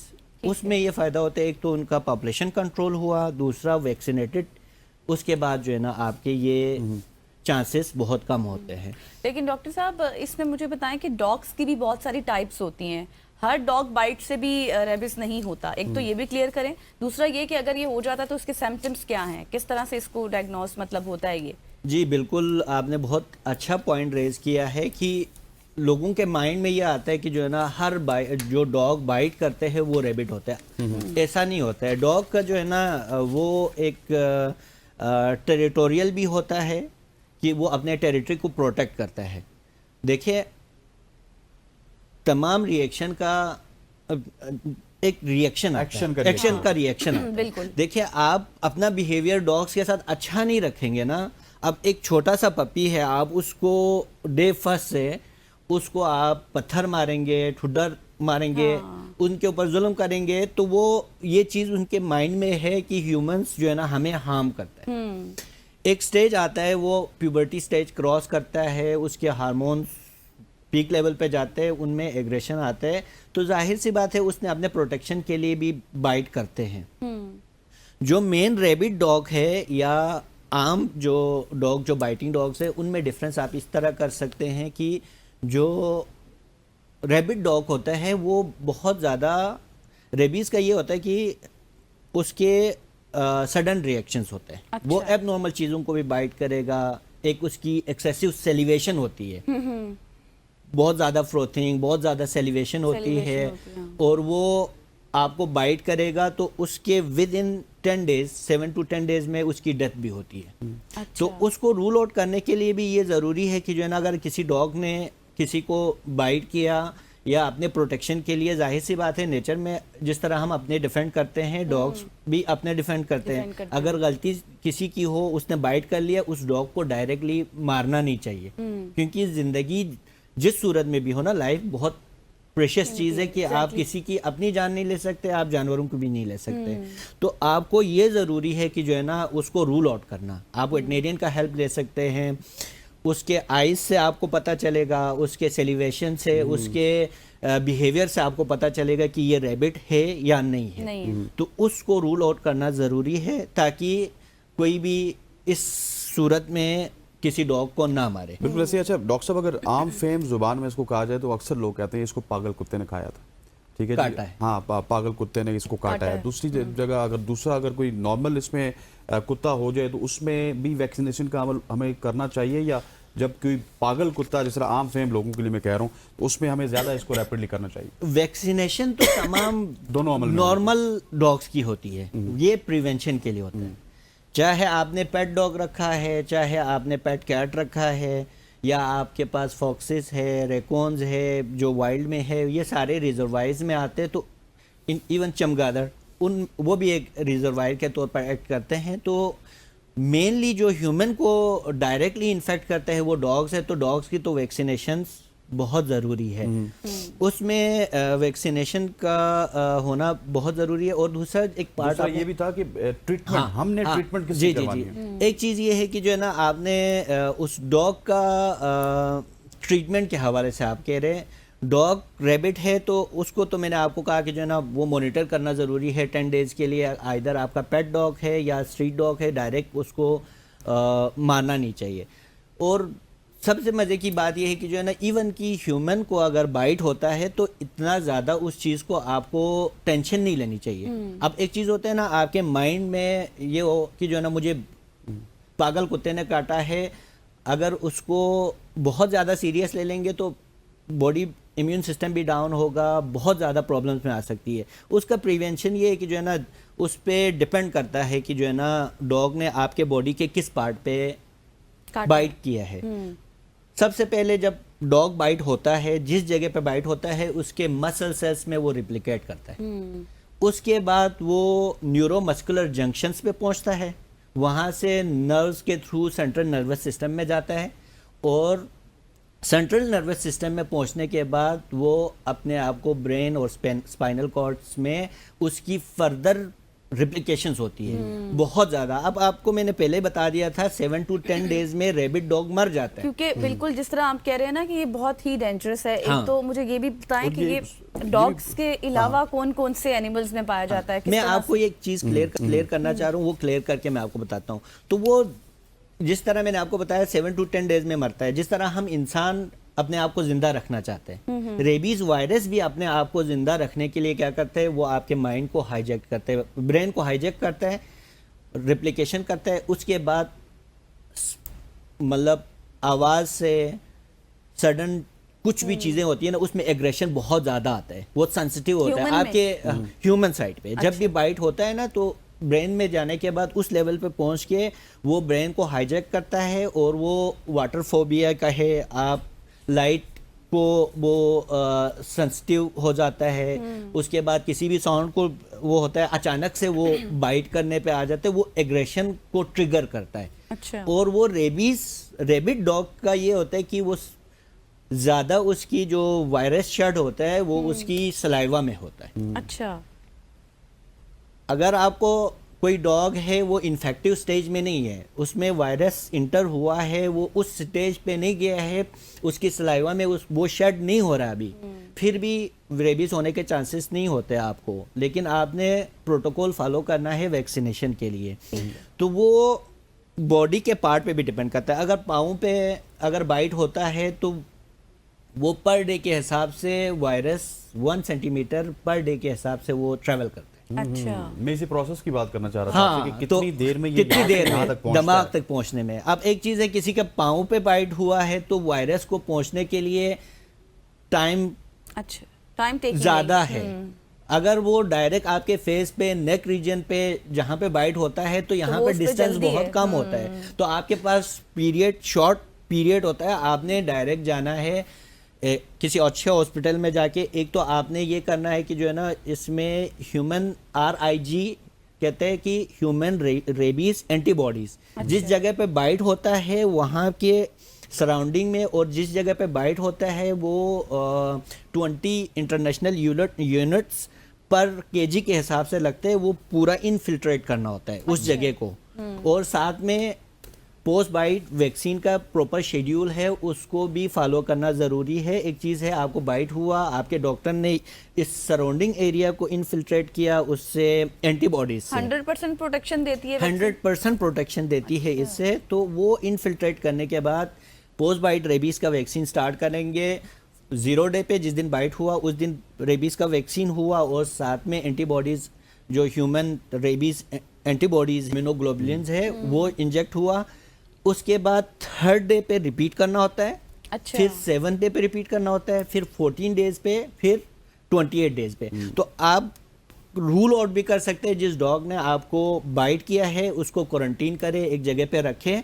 अगर वो 10 डेज में एक्सपायर कर जाता है, वो 100% श्योरिटी है कि जो है ना ये रेबिड डॉग था कि इसने बाइट किया है, ये मर गया है। आपको डरने की ज़रूरत नहीं है। आपने एंटीबॉडीज़ भी लिया है, आपने वैक्सीनेशन शेड्यूल भी फॉलो किया है, आपके 7 डे पे आपने 3rd वैक्सीन हुई है, फिर आपने 14 डेज पे भी आपने रिपीट कराना है और साथ में 28 डेज पे।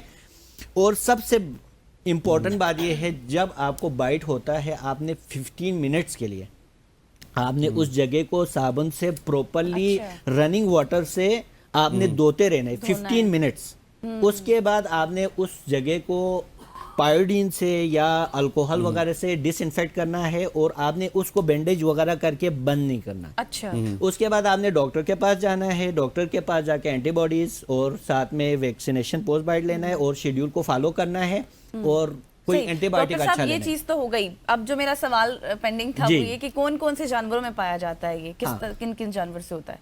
ये आपके रिजर्वायर्स जिनमें रेबीज को कैरी करने की सलाहियत होता है या कैरी करता है, उसमें डॉग्स, कैट्स, फॉक्सेस, रेकून्स और बैट, चमगादड़, ये 4-5 जो है वो रिजर्वायर्स में आते हैं। तो आपको मंकीज में भी पाए जाते हैं। तो आपने सिर्फ डॉग बाइट को आपने सीरियस लेते हैं, क्योंकि हर एक को अवेयरनेस है कि जो ना डॉग बाइट से होता है। अगर आपको किसी चमगादड़ ने काटा, आपके घर में है, उसको निकालते वक्त उसने काटा, तो भी आपने वैक्सीनेशन फॉलो करना है। या अगर आपको किसी फॉक्स ने काटा या किसी और जो रिजर्वायर्स में आपके घर में आपने कैट रखा हुआ है, ऑल ऑफ द सडन उसमें एग्रेशन आना स्टार्ट होता है। कैट्स में भी अच्छा। वो बाइट करना स्टार्ट करता है, वो किसी साउंड को बहुत ज़्यादा रिएक्ट करना स्टार्ट करता है, अनयूजुअल बिहेवियर करना स्टार्ट करते हैं। तो to be on safe side आपको लाजमी वैक्सीनेशन को फॉलो करना चाहिए। आपके पेट को भी एक अच्छे वेटनेरियन के साथ मंकीज और कैट्स, हाँ, ये मेन है। इसके अलावा कोई है? डॉग्स, चमगादड़ का भी आपने बताया। चमगादड़, मतलब अच्छा। ये मेन उसमें सबसे ज्यादा अब डॉग्स थोड़ा सा डॉक्टर साहब दूसरी साइड पे आते हैं। साइड ये है कि जब इतना मुअस्सर इलाज इंसान के लिए भी मौजूद है, पेट्स के लिए भी मौजूद है, हम उस तरफ क्यों नहीं जा रहे? हम क्या वजह है कि इतनी ज़्यादा रिलेक्टेंट होते हैं कि ना हम वैक्सीनेशन की तरफ जाते हैं, और कोई अगर हमें कार्ड भी जाए तो हम उसको फॉर यू पे ले लेते हैं और at the end of the day अपनी जान गंवाते हैं। सर असल में मेन इन पाकिस्तान दुनिया में ऐसा है, क्योंकि दुनिया में इलाज जो तो है कॉन्सेप्ट ना आपने इसका। बताएं उस तरह हो रहा है। देखिए, आप श्रीलंका और बांग्लादेश के भी एग्जांपल ले लेना, उन्होंने भी मास वैक्सीनेशन और स्पे न्यूटर पे काम करके इन केसेस को काफी कम किया है। अगर आप पाकिस्तान को रेबीज फ्री करना चाहें तो 7 से 10 सालों में आराम से आप पाकिस्तान को रेबीज फ्री भी कर सकते हैं। उसके लिए आपके पॉलिसी मेकर को इसके ऊपर सोचना चाहिए। देखिए, आप वेटनेरियंस का हेल्प ले सकते हैं, और सबसे बड़ी बात यह है कि जो है ना, अभी तो काम बहुत आसान हुआ है। वो इस वजह से हुआ है, अल्हम्दुलिल्लाह पाकिस्तान का यूथ इतना अवेयर हुआ है। Through out Pakistan rescue groups है, रेस्क्यूअर्स इस पे काम कर रहे हैं, इनके वेलफेयर के लिए काम कर रहे हैं। गवर्नमेंट लेवल पे जितने रेस्क्यूअर ग्रुप्स है या जितने भी आपके पाकिस्तान में शेल्टर बनाए हुए जिन्होंने, उनको फैसिलिटेट करने की ज़रूरत है, और साथ में एनजीओज वगैरह को भी फैसिलिटेट करने की ज़रूरत है। और हुकूमती लेवल पे आप देखिए, एनआईएच में जो सीरम बन रहा है वो रिक्वायर्ड कम से कम आपको 50,000 रिक्वायर्ड है। अच्छा, उसमें मैं इसी से तरफ आ रही थी कि ये इलाज कॉस्टली है ज्यादा। कॉस्टली भी नहीं है। अच्छा। अगर हुकूमत इसमें थोड़ा सा भी वो कर लेंगे तो कोई कॉस्टली भी नहीं है। ठीक है। आपके एनआईएच में जो है ना 50,000 की रिक्वायरमेंट में आप कहें तो वो 10 to 15,000 बन रहे। ठीक है, आपको उस चीज को बढ़ाने की जरूरत है।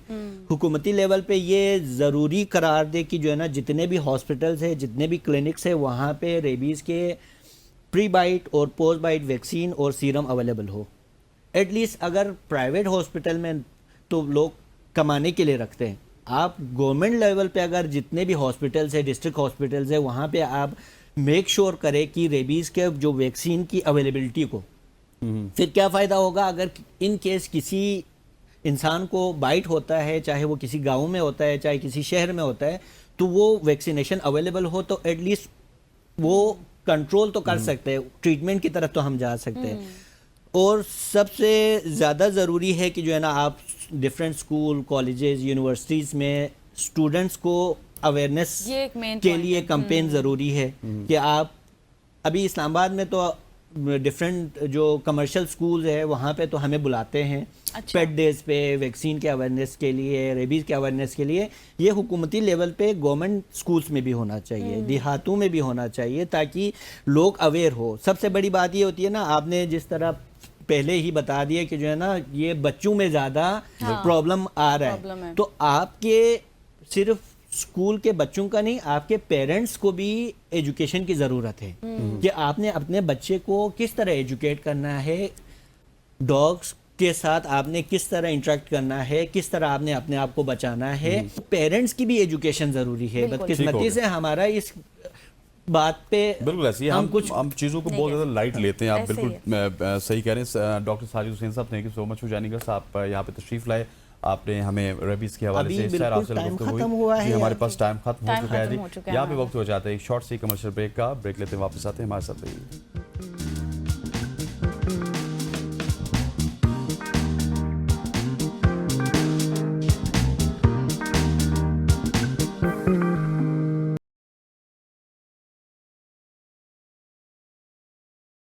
Welcome back after break. और आज दुनिया भर में आज 29 सितंबर है, यानी कि आज दुनिया भर में वर्ल्ड हार्ट डे मनाया जा रहा है, जिसका मकसद दिल की बीमारियों के हवाले से आगाही पैदा करना है और सेहतमंद तर्ज ज़िंदगी अपनाने की अहमियत को उजागर करना है। ये दिन हमें, आज का दिन यानी कि हमें याद दिलाता है कि दिल ज़िंदगी की धड़कन है और उसकी हिफाजत हमारी अवलीन तरजीह होनी चाहिए।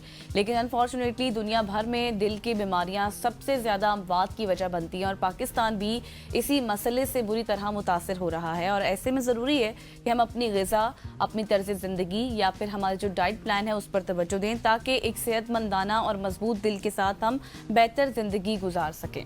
बिल्कुल ऐसी इसी पे बात करने के लिए डॉक्टर राजा मेहदी साहब हमारे साथ मौजूद हैं, कार्डियोलॉजिस्ट हैं। डॉक्टर साहब, thank you so much for joining us. Sir, जिस तरह गजल ने बताया कि पाकिस्तान में भी, अगर दुनिया भर की बात कीजिए तो पाकिस्तान में भी जो दिल का मर्ज है उसमें जितने भी लोग अब हम देखते हैं कि एक तो एज फैक्टर कोई नहीं है, 20 साल वाला भी मुब्तला है, 30 साल वाला भी मुब्तला है, 40 साल वाला भी मुब्तला है, लेकिन इसमें इजाफे की वजह क्या है और ये तेज़ी से क्यों बढ़ रहा है?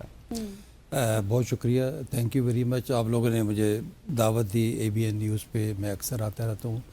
और देखिए 29 सितंबर, बल्कि ये पूरा वीक ही हम ये वर्ल्ड हार्ट डे के तौर पे मनाते हैं।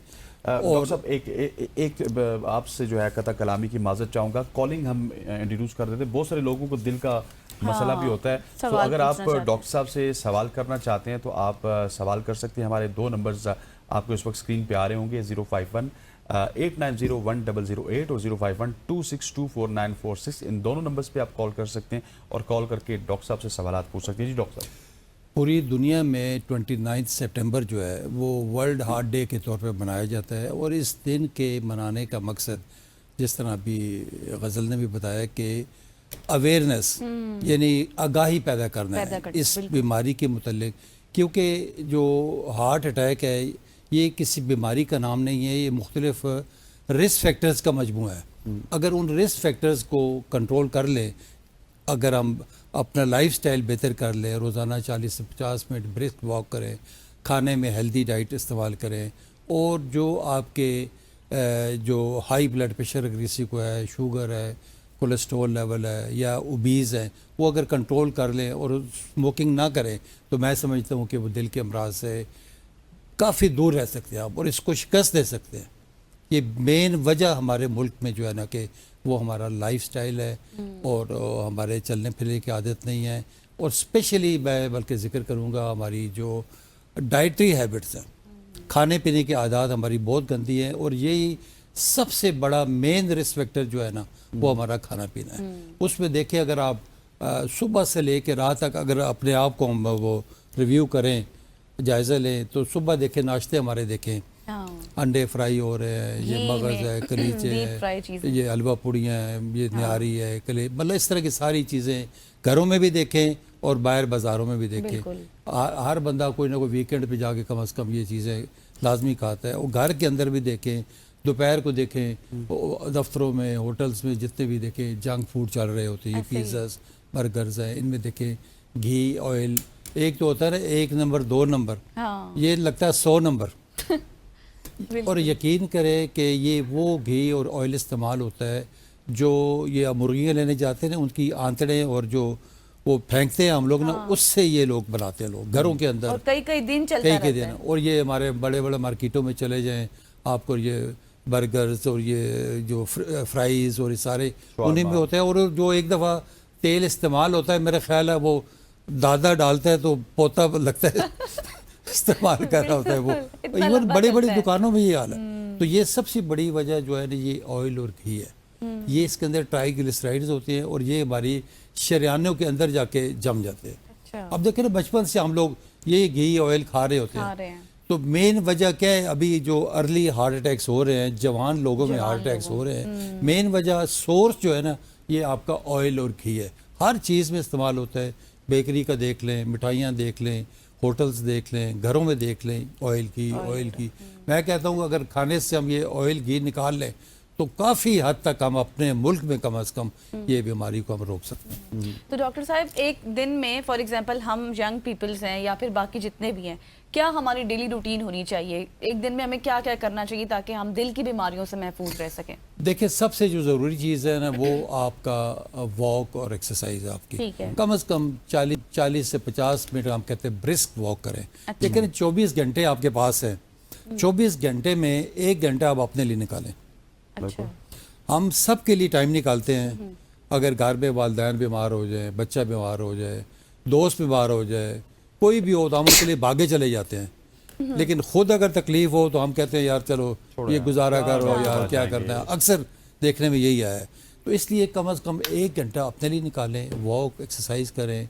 वहाँ का टाइम देखें, सुबह भी कर सकते हैं, शाम भी कर सकते हैं, कोई कंपल्शन नहीं है कि आपने सुबह करना। किसी वजह से अगर सुबह नहीं उठ सकते, इवनिंग में आप वॉक करें। और हमेशा वॉक का असूल ये है कि जब भी वॉक करें खाली पेट वॉक करें, अच्छा। खाने से पहले वॉक करें। और जो नए न्यू कमर्स हैं वो स्टेप वाइज शुरू करें, 15-20 मिनट से शुरू करें, स्लोली ग्रेजुअली उसको इंक्रीज करते जाएं टिल 40 मिनट्स पे चले जाएं। और ठीक है, walk। ब्रिस्क वॉक करें, खाना पीना ठीक रखें, हेल्दी डाइट रखें अपना। इसके अलावा और अपना जो ओबेसिटी है इसको कंट्रोल करें अपना। ये ज़्यादा खाना आप हेल्दी रखेंगे, वॉक करेंगे। बस अब मैं इसी तरफ आ रहा था। आपने पिछले सवाल के जवाब में कहा कि आप अपने नाश्ते को देख लीजिए, आप अपनी दूसरी चीज़ों को देख लीजिए। अब मुझे ये बताइए कि अगर लेट्स सपोज हम नाश्ते की ही बात कर लीजिए या हम लंच की या डिनर की बात कर लेते हैं, आप कहते हैं उस ऑयल को निकाल दिया जाए, या फिर नाश्ते में हम वो क्या खाते हैं, फ्राई खाते हैं अंडा करके, या फिर हलवा उसको फुल फ्राई करते हैं या हाफ फ्राई करते हैं, हलवा पूड़ी होती है, चने होते हैं, ये हमारे कल्चर का हिस्सा भी है। So how to shift from here to any other diet, मतलब कौन सी ऐसी हेल्दी डाइट्स है जिसमें हम इजीली अपने आप को शिफ्ट कर सकते हैं, वो भी तो बताइए। देखिए, ये सारी चीज़ें आप खा सकते हैं, लेकिन जो मैं आपको तरीका बताऊं, देखिए आप चने खा रहे हैं, गोश्त बनाते हैं घर में, कोई भी चीज़ है विदाउट ऑयल। देखिए, खाने के लिए 2 चीज़ें होती हैं, एक गला हुआ होना चाहिए, हाँ, दूसरा टेस्टी होना चाहिए। वो कहते हैं स्वाद आना स्वाद चाहिए, आए। हैं? ऐसे ही है ना। ऐसे स्वाद ही। आना चाहिए। तो आप कोई भी चीज़ घर में बनाते हैं, फ़र्ज़ कर आप गोश्त बनाते हैं, चिकन बनाते हैं, सब्ज़ी है, दाल है, उसको गला लें आप, पहले boil करें। उबाल लें ना कि अच्छी तरह गल गया है, चाहे प्रेशर में कर लें, वो गल जाए। तो दूसरी चीज़ क्या है, अक्सर गलती उधर हम करते हैं, अक्सर डॉक्टर्स भी हमारे कहते हैं जी उबाल के खाएं। अच्छा। उबाल के जब सिर्फ उबला हुआ खाना या सब्जी या रोजाना खाना पड़े, आप तीसरे दिन आपको नहीं खाएंगे। उल्टी आ जाएगी, दिल खराब हो कब तक जाएगा खा ना। सकते हैं? तो खाने का जो टेस्ट है ना, वो आपके मसाला जात से है। बिल्कुल। उसमें हस्ब ज़रूरत नमक, मिर्च, टमाटर, हल्दी, ये अदरक, थोम, जो मर्जी है डालें उसमें, टमाटर प्याज डालें, उसको टेस्टी बनाएं। ख़वातीन के पास गुर होता है, वो कोई मसला नहीं कितना टेस्ट बना सके। ऑयल का एक कतरा भी ना डालें इसमें। खाना बन गया कि नहीं बन गया? बन गया। हाँ, इसी तरह सुबह के वक्त आप नाश्ते कह रहे हैं, उसमें आप पॉरेज ले लें, ये खुश्क चपाती थोड़ी सी ले सकते हैं आप, ठीक है। अंडे बॉईल कर लें बजाय फ्राई करने के, या वो एक वो पानी के अंदर भी वो करते होते हैं, मतलब क्या अंडे को पाउच एग जो कहते हैं उसको ना, वो भी आप कर सकते हैं, यानी विदाउट ऑयल। वो कहते हैं where there is a will there is a way. Yes, तो exactly. आप उसका निकाल सकते हैं। ऑयल और घी कोई नेमत नहीं है कि आप उसके बगैर लाजमी। गुजारा ना कर सकें। हाँ, जहाँ कहीं थोड़ा बहुत ज़रूरत पड़ती है उसमें आप ये मस्टर्ड ऑयल है, जो सरसों का तेल हम कहते हैं, ये प्योर होता है ये, या एक्स्ट्रा वर्जिन ऑयल, जो olive extra virgin virgin oil, oil, जो खाने वाला होता है। कच्चा ही आप इस्तेमाल करें उसमें। खाना बन गया, थोड़ा सा 1 चम्मच ऊपर डाल लें। तो ये अच्छा, एक सवाल में गजल आपसे पहले, डॉक्टर साहब, अब आप ये कह रहे हैं, ठीक है, मैं और गजल कल से ये कह रहे जी, बिल्कुल। हमसे भी सवाल होता है, हम अपने घरों में ये लागू कर लेते हैं, लेकिन हमने हर दिन घर नहीं होना, हमने कि ट्रैवल करने जाना है, आगे पीछे जाना है, पाकिस्तान में gathering में घूमने बैठना जाना है, वहां पे जाएंगे तो सर हम क्या करेंगे? होटल्स में वहाँ तो पे वही टाइप्स मिलती हैं। देखिए होटल्स सब जायज़ है। वो देखिए, हम पूरी दुनिया को तो ठीक नहीं मैंने कर बिल्कुल सकते। सही कह रहे हैं। जहाँ पे आप जाएंगे, देखें ना, अगर आपकी नीयत ठीक है, आप अगर हेल्दी खाना चाहते हैं, होटल्स में देखें ना, जहाँ पे बूफे लगे होते हैं, 14 किस्म के खाने पड़े, आप पे अब फ़र्ज तो नहीं है आपने सारे खाने हैं। शादी ब्याह पे आप चले जाएं, बिल्कुल। वहाँ पे देखिए there should be selection of food. उसमें देखें कोई उबले हुए चावल आपको मिल जाते हैं, तो फिर रहा भी तो नहीं सैलेड जाता ना। सैलेड नहीं, सैलेड होता है बेताशा, बारबेक्यू होता है, आप वो खा लें, ड्राई आइटम्स। ड्राई आइटम इस तरह ले लें, चटनियाँ पड़ी होती हैं, मतलब इतने ज़्यादा, मतलब वो बाकी जिसमें देखे ऑयल नहीं है, है। वो लोग समझते हैं शायद शादी ब्याह पे भी अगर जाए ना, तो वो जो परातें होती हैं वो ऑयल से भरी होती भरी हैं। हुई होती है, बिल्कुल। लोग समझते हैं शायद ये सिंबल ऑफ रिच है कि जितना ज़्यादा तेल डालेंगे इतना ज़्यादा वो बिल्कुल, बात तो ठीक कह रहे हैं। सही कह रहा हूँ ना। ऐसा ही है। तो इसी तरह अगर वो चीज़ को आप साइड पे कर दें, उसके अलावा जो चीज़ आपको नज़र आती है आप लें। देखिए खाना क्यों खाता है बंदा? जिंदा रहने के लिए। इतना खाएं जितना आपका पेट है। ओवर ईटिंग करेंगे तो वो अपना ही आपकी जो है ना नुकसान कि वो आपकी बॉडी को फ़र्ज़ करें 1000 कैलोरीज चाहिए, आप 2000 कैलोरीज खा जाते हैं तो बाकी तो आपके सरप्लस हो जाएंगी। वो पेट किसी का निकल आएगा, किसी के ये कोलू में इकट्ठा हो जाएगा। ये सारा वही होता है बिल्कुल जैसे जिस तरह घर की कोई दीवार बना रहा होता है, उसमें अंदर वो सीमेंट लगाते हैं ईंटों के दरमियान, वो एक ख़ास मकदार है, उससे आप ज़्यादा करेंगे कुछ इधर गिर जाएगा कुछ उधर गिर जाएगा। ऐसे ही है, बिल्कुल ऐसे ही है ना। ऐसे ही है। तो वो एक ख़ास जो रिक्वायरमेंट है बॉडी की आपने वही इस्तेमाल करनी है, तो वो हेल्दी करेंगे। बेताशा घरों में देखें आप, सारा अपना रूटीन देखें, चले आप ऑफिस आते हैं यहाँ पे आते हैं, सुबह आप देखें आप बॉयल अंडा ले लें, साथ थोड़ा पॉरेज ले लें, साथ फ्रूट को थोड़ा काट के खा लें। यहाँ पे आते हैं घर में बेगम को या सिस्टर को या अम्मी को कह दें आपको काले चने, सफ़ेद चने, लोबिया उबाल के दे दें, आप उसके ऊपर सैलेड डालें या चम्मच से एक खाते हैं। कॉलर डॉक्टर साहब पेट भर हमें- जाएगा आपका। हमारे साथ मौजूद है राजा अबरार रावलपिंडी से। जी अबरार, अपना सवाल कीजिए। जी अस्सलाम वालेकुम जी, मैं राजा अबरार बोल रहा हूँ रावलपिंडी से। मैं डॉक्टर साहब से ये सवाल है मेरा कि अक्सर मेरे जो हाथ पाँव हैं वो गर्म रहते हैं और जो है वो जब मैं लिपिड प्रोफाइल करवाता हूँ तो मेरा जो ट्राइग्लिसराइड है और जो बैड कोलेस्ट्रॉल है उसकी जो है ना वो रेशियो हाई रहती है अच्छा, अकॉर्डिंग टू लिमिट। तो मुझे क्या डाइट प्लान अपनाना चाहिए, मैं कैसे उसको कंट्रोल कर सकता हूँ, ब्रेकफास्ट कौन सा लूँ और बाकी कैसे चीज़ों को कंट्रोल करूँ, ये मेरा सवाल है डॉक्टर। ठीक है, थैंक यू अबरार साहब फॉर कॉलिंग। डॉक्टर साहब उसमें देखें जी ट्राइग्लिसराइड हमेशा ये कोलेस्ट्रॉल की एक किस्म है। अच्छा। 4 किस्म के कोलेस्ट्रॉल होते हैं जिसमें टोटल कोलेस्ट्रॉल है, एचडीएल है, एलडीएल है और ट्राइग्लिसराइड। ट्राइग्लिसराइड्स का तल्लक आपकी फूड से होता है और ये ऑयल जितने मैंने बताए हैं इन सब में ट्राइग्लिसराइड्स होते हैं। ये एक तो अवॉइड करें आप जितना भी ऑयली चीज़ें हैं और जो आपका ये रेड मीट है और ये बाज़ारी खाने अवॉइड करें और रोज़ाना 40-50 मिनट ब्रिस्क वॉक करें। अच्छा, ब्रिस्क वॉक करें और अपना एक ईटीटी करवा लें। अगर वो पॉजिटिव होता है तो फिर आप आगे आगे सीटी एनजीओ या लाजमी तौर पे करवाएं क्योंकि ये मेन रिस्क है हार्ट अटैक होने का, ट्राइग्लिसराइड्स का ज़्यादा होना।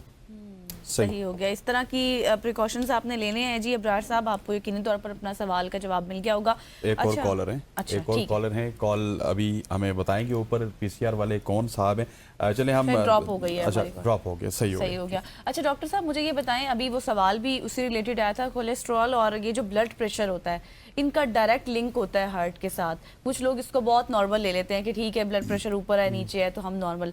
डायरेक्ट इनका लिंक जिस तरह से होता है क्या अवॉइड करना चाहिए? देखिए ब्लड प्रेशर जो है ना इसको कहते हैं ये साइलेंट किलर है, बिल्कुल, खामोश कातिल है हाँ, और ये मेन रिस्क फैक्टर है और इसको कहते हैं ये फादर ऑफ डिजीज है, बीमारियों का ये बाप है। हाँ, ठीक है, pressure. High Blood blood pressure, pressure, high blood pressure जो है ना, और ये जब किसी का मौजूद हो ना हाई ब्लड प्रेशर तो डबल चांस होता है हार्ट अटैक होने हार्ट का। अटैक का। अच्छा, ठीक है ना, तो इसको कभी भी लाइटली ना लें, कभी भी इसको ये समझ लें कि ये it's a disease and it should be controlled with good lifestyle, dietary management and medicine. इसको कभी लोग अक्सर यही होता है कि किसी का ब्लड प्रेशर हाई हो गया है तो लोग हमारे पास आते हैं जी डॉक्टर साहब वो दवाई लिख के देंगे भी तो कुछ अर्सा गुजरेगा तो डॉक्टर साहब मैंने छोड़ दी, मेरा ब्लड प्रेशर ठीक हो गया, ठीक हो। जो गलत है।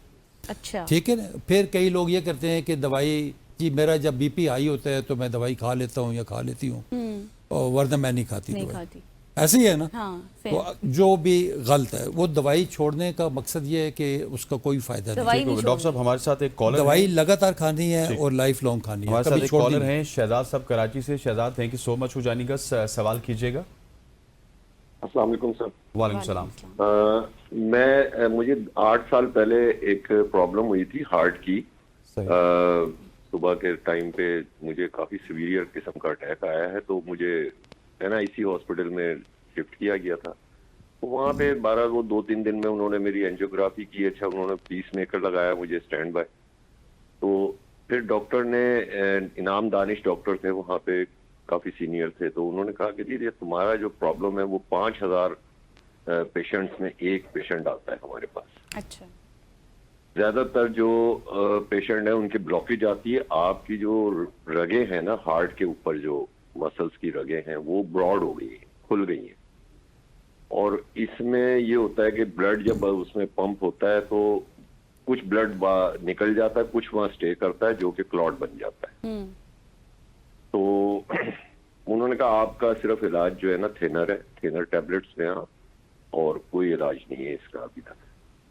मैं डॉक्टर साहब से पूछना चाह रहा था कि मैं पिछले 10 साल से ये 9 साल से ये मैं मेडिसिन ले रहा हूँ, प्लेवेट उन्होंने दी है, रोजोबार दी है मुझे, और बेरीलोल 2.5 दी है, और एक दी है उन्होंने ट्री-10 टैबलेट।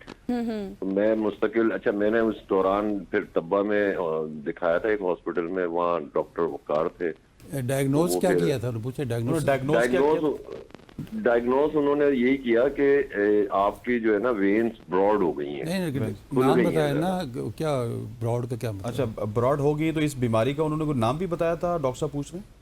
नाम बताया होगा वो, बहरहाल उन्होंने अपनी कोई टेक्निकली नाम आप होगा, इस तरह वो मुझे करें, याद नहीं है। सिंपली उन्होंने मुझे, अच्छा मेरी एंजियोग्राफी की थी उन्होंने। ठीक, कि बस मेरा मैं हार्ट समझ गया जो हूँ था- बात आपकी ना। आप इस तरह करें, अपनी रिपोर्ट्स जो है ना व्हाट्सएप करें।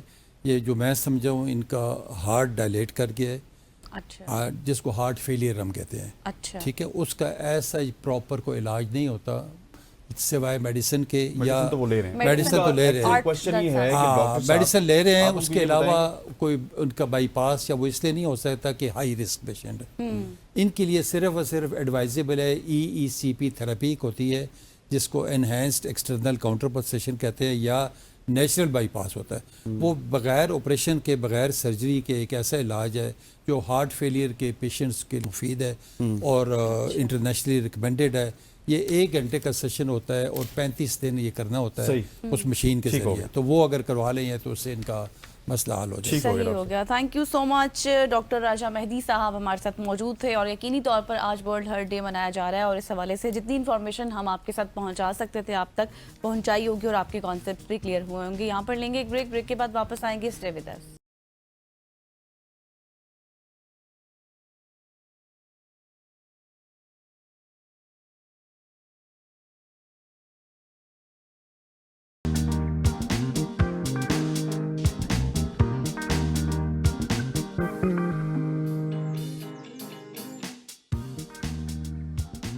Welcome back after the break. और अब बात कर लेते हैं पाकिस्तान की 2 बासलाहियत खिलाड़ियों की, महनूर अली और सहरश अली, जिन्होंने न्यूयॉर्क में मुनक्किदा चैंपियनशिप जीत ली है और गोल्ड मेडल हासिल करके वो पाकिस्तान अब वापस आ जाएंगी। अभी वो यूएस में ही हैं। किस तरह का उनका ये कंपटीशन था, किस तरह की उनको मुश्किलात पेश आई, क्योंकि शायद इस दफ़ा वो अपनी जो कैटेगरी थी उससे आगे पीछे खेली हैं। जो अंडर 15 में खेली थी वो 17 में खेली है, और जो 15 में खेलती थी वो भी लो में खेली है। तो उनसे पूछते हैं कि नया एक्सपीरियंस उनके लिए कैसा रहा। बिल्कुल ऐसी है। खवातीन हज़रात, हमारे साथ मानूर अली और सहरिश अली इस वक्त यूएस से मौजूद हैं, क्योंकि जब ये पाकिस्तान आती हैं तो ये माशाल्लाह से हमारे साथ मौजूद भी होती हैं, इनकी वालदा भी हमारे साथ होती हैं, और यहाँ पे आके हम इनसे गपशप करते हैं। मानूर और सहरिश, सबसे पहले आपको मुबारकबाद पेश करते हैं। आपने एक बार फिर सब्ज हिलाली परचम को बुलंद किया है, और हम पाकिस्तान क्रिकेट टीम से तो ये एक्सपेक्ट नहीं करते, लेकिन आप हमेशा से जब भी जाती हैं कुछ ना कुछ कारनामा करके आती हैं। तो जरूर होता है। एग्जैक्टली, अपने इस नए कारनामे के हवाले से बताइएगा। बहुत शुक्रिया पहले तो हमें आज इनवाइट करने के लिए और मौका देने के लिए कि हम लोग अपनी स्टोरी शेयर कर experience सकते हैं। शेयर करें। और ओवरऑल टूर्नामेंट बहुत अच्छा गया। सहरिश को बहुत जो है तो टफ कंपटीशन मिला, क्योंकि बहुत अच्छी लड़कियां आई हुई थी खेलने, क्योंकि सहरिश U17 खेल रही थी, तो बिगर कैटेगरी और मोर जो है तो ज़्यादा प्लेयर्स, ज़्यादा अच्छे प्लेयर्स, और मैं U15 खेल रही थी, तो मैंने 3 स्ट्रेट सबको हराया फाइनल तक। अच्छा, तो सहरिश बताएं आपका न्यू एक्सपीरियंस कैसा रहा फिर? पहले तो मुझे यकीन भी नहीं था कि मैं सेमीफाइनल तक पहुंच जाऊंगी और फिर 3rd पोजीशन का मेडल लूंगी, 3rd पोजीशन लूंगी, क्योंकि मेरे शुरू का ही मैच मैंने पहला जीता, और 2nd मैच मेरा बहुत अच्छी लड़की से था, उससे मैंने 3-2 किया, बहुत क्लोज था, और मैं 1-2 पॉइंट से हम दोनों का फर्क था, फिर मैं जीती हूँ। अच्छा। फिर नेक्स्ट मैच मेरा इजिप्शियन के साथ था, तो बिल्कुल मुझे इम्पॉसिबल लग रहा था, लेकिन उससे मैं किस्मत से 2nd मैच से ज़्यादा मैं उससे 3-1 जीती हूँ। फिर दोबारा सेमीफाइनल मेरा टॉप सीड के साथ था, जो ऑफ कोर्स मुझसे काफ़ी सीनियर थी, तो वहाँ से मैं हार गई, लेकिन मैंने 3rd पोजीशन की लड़की से जीता और 3rd पोजीशन लेकर आई। ठीक हो गया। और अंडर- मानूर, मुझे ये बताइएगा कि 6-0 पाकिस्तान में बहुत पॉपुलर है, आपने 3-0 से शिकस्त देकर टाइटल अपने नाम किया है। सो आपकी फीलिंग्स कैसी हैं? मैं भी बहुत खुश हूँ कि मैं अपना मेरा गोल है मैं उसे कंप्लीट कर पाई, और इस गोल्ड इवेंट में मैंने सबको 3 स्ट्रेट हराया, और इंशाल्लाह मैं आगे भी यही देखती हूँ कि मैं अच्छा परफॉर्म करूँ और सीनियर कैटेगरीज खेलूँ, और इंशाल्लाह पाकिस्तान का नाम रोशन करूँ। सही। तो अभी नेक्स्ट इस टूर्नामेंट की तैयारी की जा रही है अब? नेक्स्ट टूर्नामेंट की तैयारी हमारी पाकिस्तान में है, जो PSA इवेंट है सीनियर का, CNS, तो हम वो खेलेंगे, जो कि सीनियर है, तो हमारे लिए बहुत ज़्यादा मुश्किल होगा, लेकिन हम लोग अपना बेस्ट देंगे। और फिर उसके बाद हम लोग ब्रिटिश जूनियर, US जूनियर और स्कॉटिश जूनियर की तरफ फोकस कर रहे हैं, जो 3 बड़े इवेंट्स है, और उसमें इंशाल्लाह हम लोग अपना बेस्ट देंगे। जिस तरह मानू ने पिछली बार US जूनियर जीता था, मैं ट्राई करूंगी कि मैं इस बार मैं भी जीत जाऊंगा। 15 इंशाल्लाह कैटेगरी। इंशाल्लाह। मानूर और सैरिश, हमसे तो आप गिला नहीं कर सकती, बल्कि मीडिया से आप गिला नहीं कर सकती, लेकिन हम अक्सर आपसे ये पूछते हैं कि आपकी इतनी जो तवातर से जो जीतती हैं, आप चैंपियन बनती हैं, कौम में अप्रिसिएशन कितनी ज़्यादा है, गवर्नमेंट लेवल में अप्रिसिएशन कितनी ज़्यादा है, स्पॉन्सरशिप के लेवल में अप्रिसिएशन कितनी ज़्यादा है, उस हवाले से तो मैं बताइए, कोई बेहतरी आई है क्या? बिल्कुल नहीं, बिल्कुल सब सेम है, क्योंकि इस टूर्नामेंट के लिए मैं सबसे पहले थैंक्स करूंगी अपने पेरेंट्स को, जो हमारे लिए इतनी जो है तो पहले दुआ करते हैं, और फिर हमें इतना मोटिवेट करते हैं और इतना स्ट्रगल करते हैं हमारे साथ। और दूसरा मैं अपने स्पॉन्सर को कहना चाहूँगी, टोयोटा मोटर्स, जिन्हें हमें जो है तो यहाँ तक लाने के लिए इतना सपोर्ट किया, इतना मोटिवेट किया, तो थैंक यू सो मच। और गवर्नमेंट लेवल पे मैं कहूँगी कि आई डोंट थिंक सो, मुझे लगता है वही सेम है, लेकिन वो लोग जो है तो पोस्ट के जरिए बहुत सपोर्ट कर रहे हैं सोशल मीडिया में, तो सही। मैं कहूँगी, मैं उन्हें अप्रिशिएट करूँगी कि थैंक यू सो मच, और इस तरह और प्लेयर्स को भी मोटिवेट करें। सही। चले मानूर और Sairish, thank you so much for your time. अभी आप लोग सो जाएं, क्योंकि अभी आपके सोने का टाइम है, वहाँ पर रात हो रही है। जब आएंगे तो फिर आपसे मुलाकात होगी। यहाँ पर सुबह की सोच का वक्त खत्म हो गया है। मुझे हसनैन को, हमारी पूरी टीम को इजाजत दीजिए। कल तक के लिए अल्लाह हाफिज़।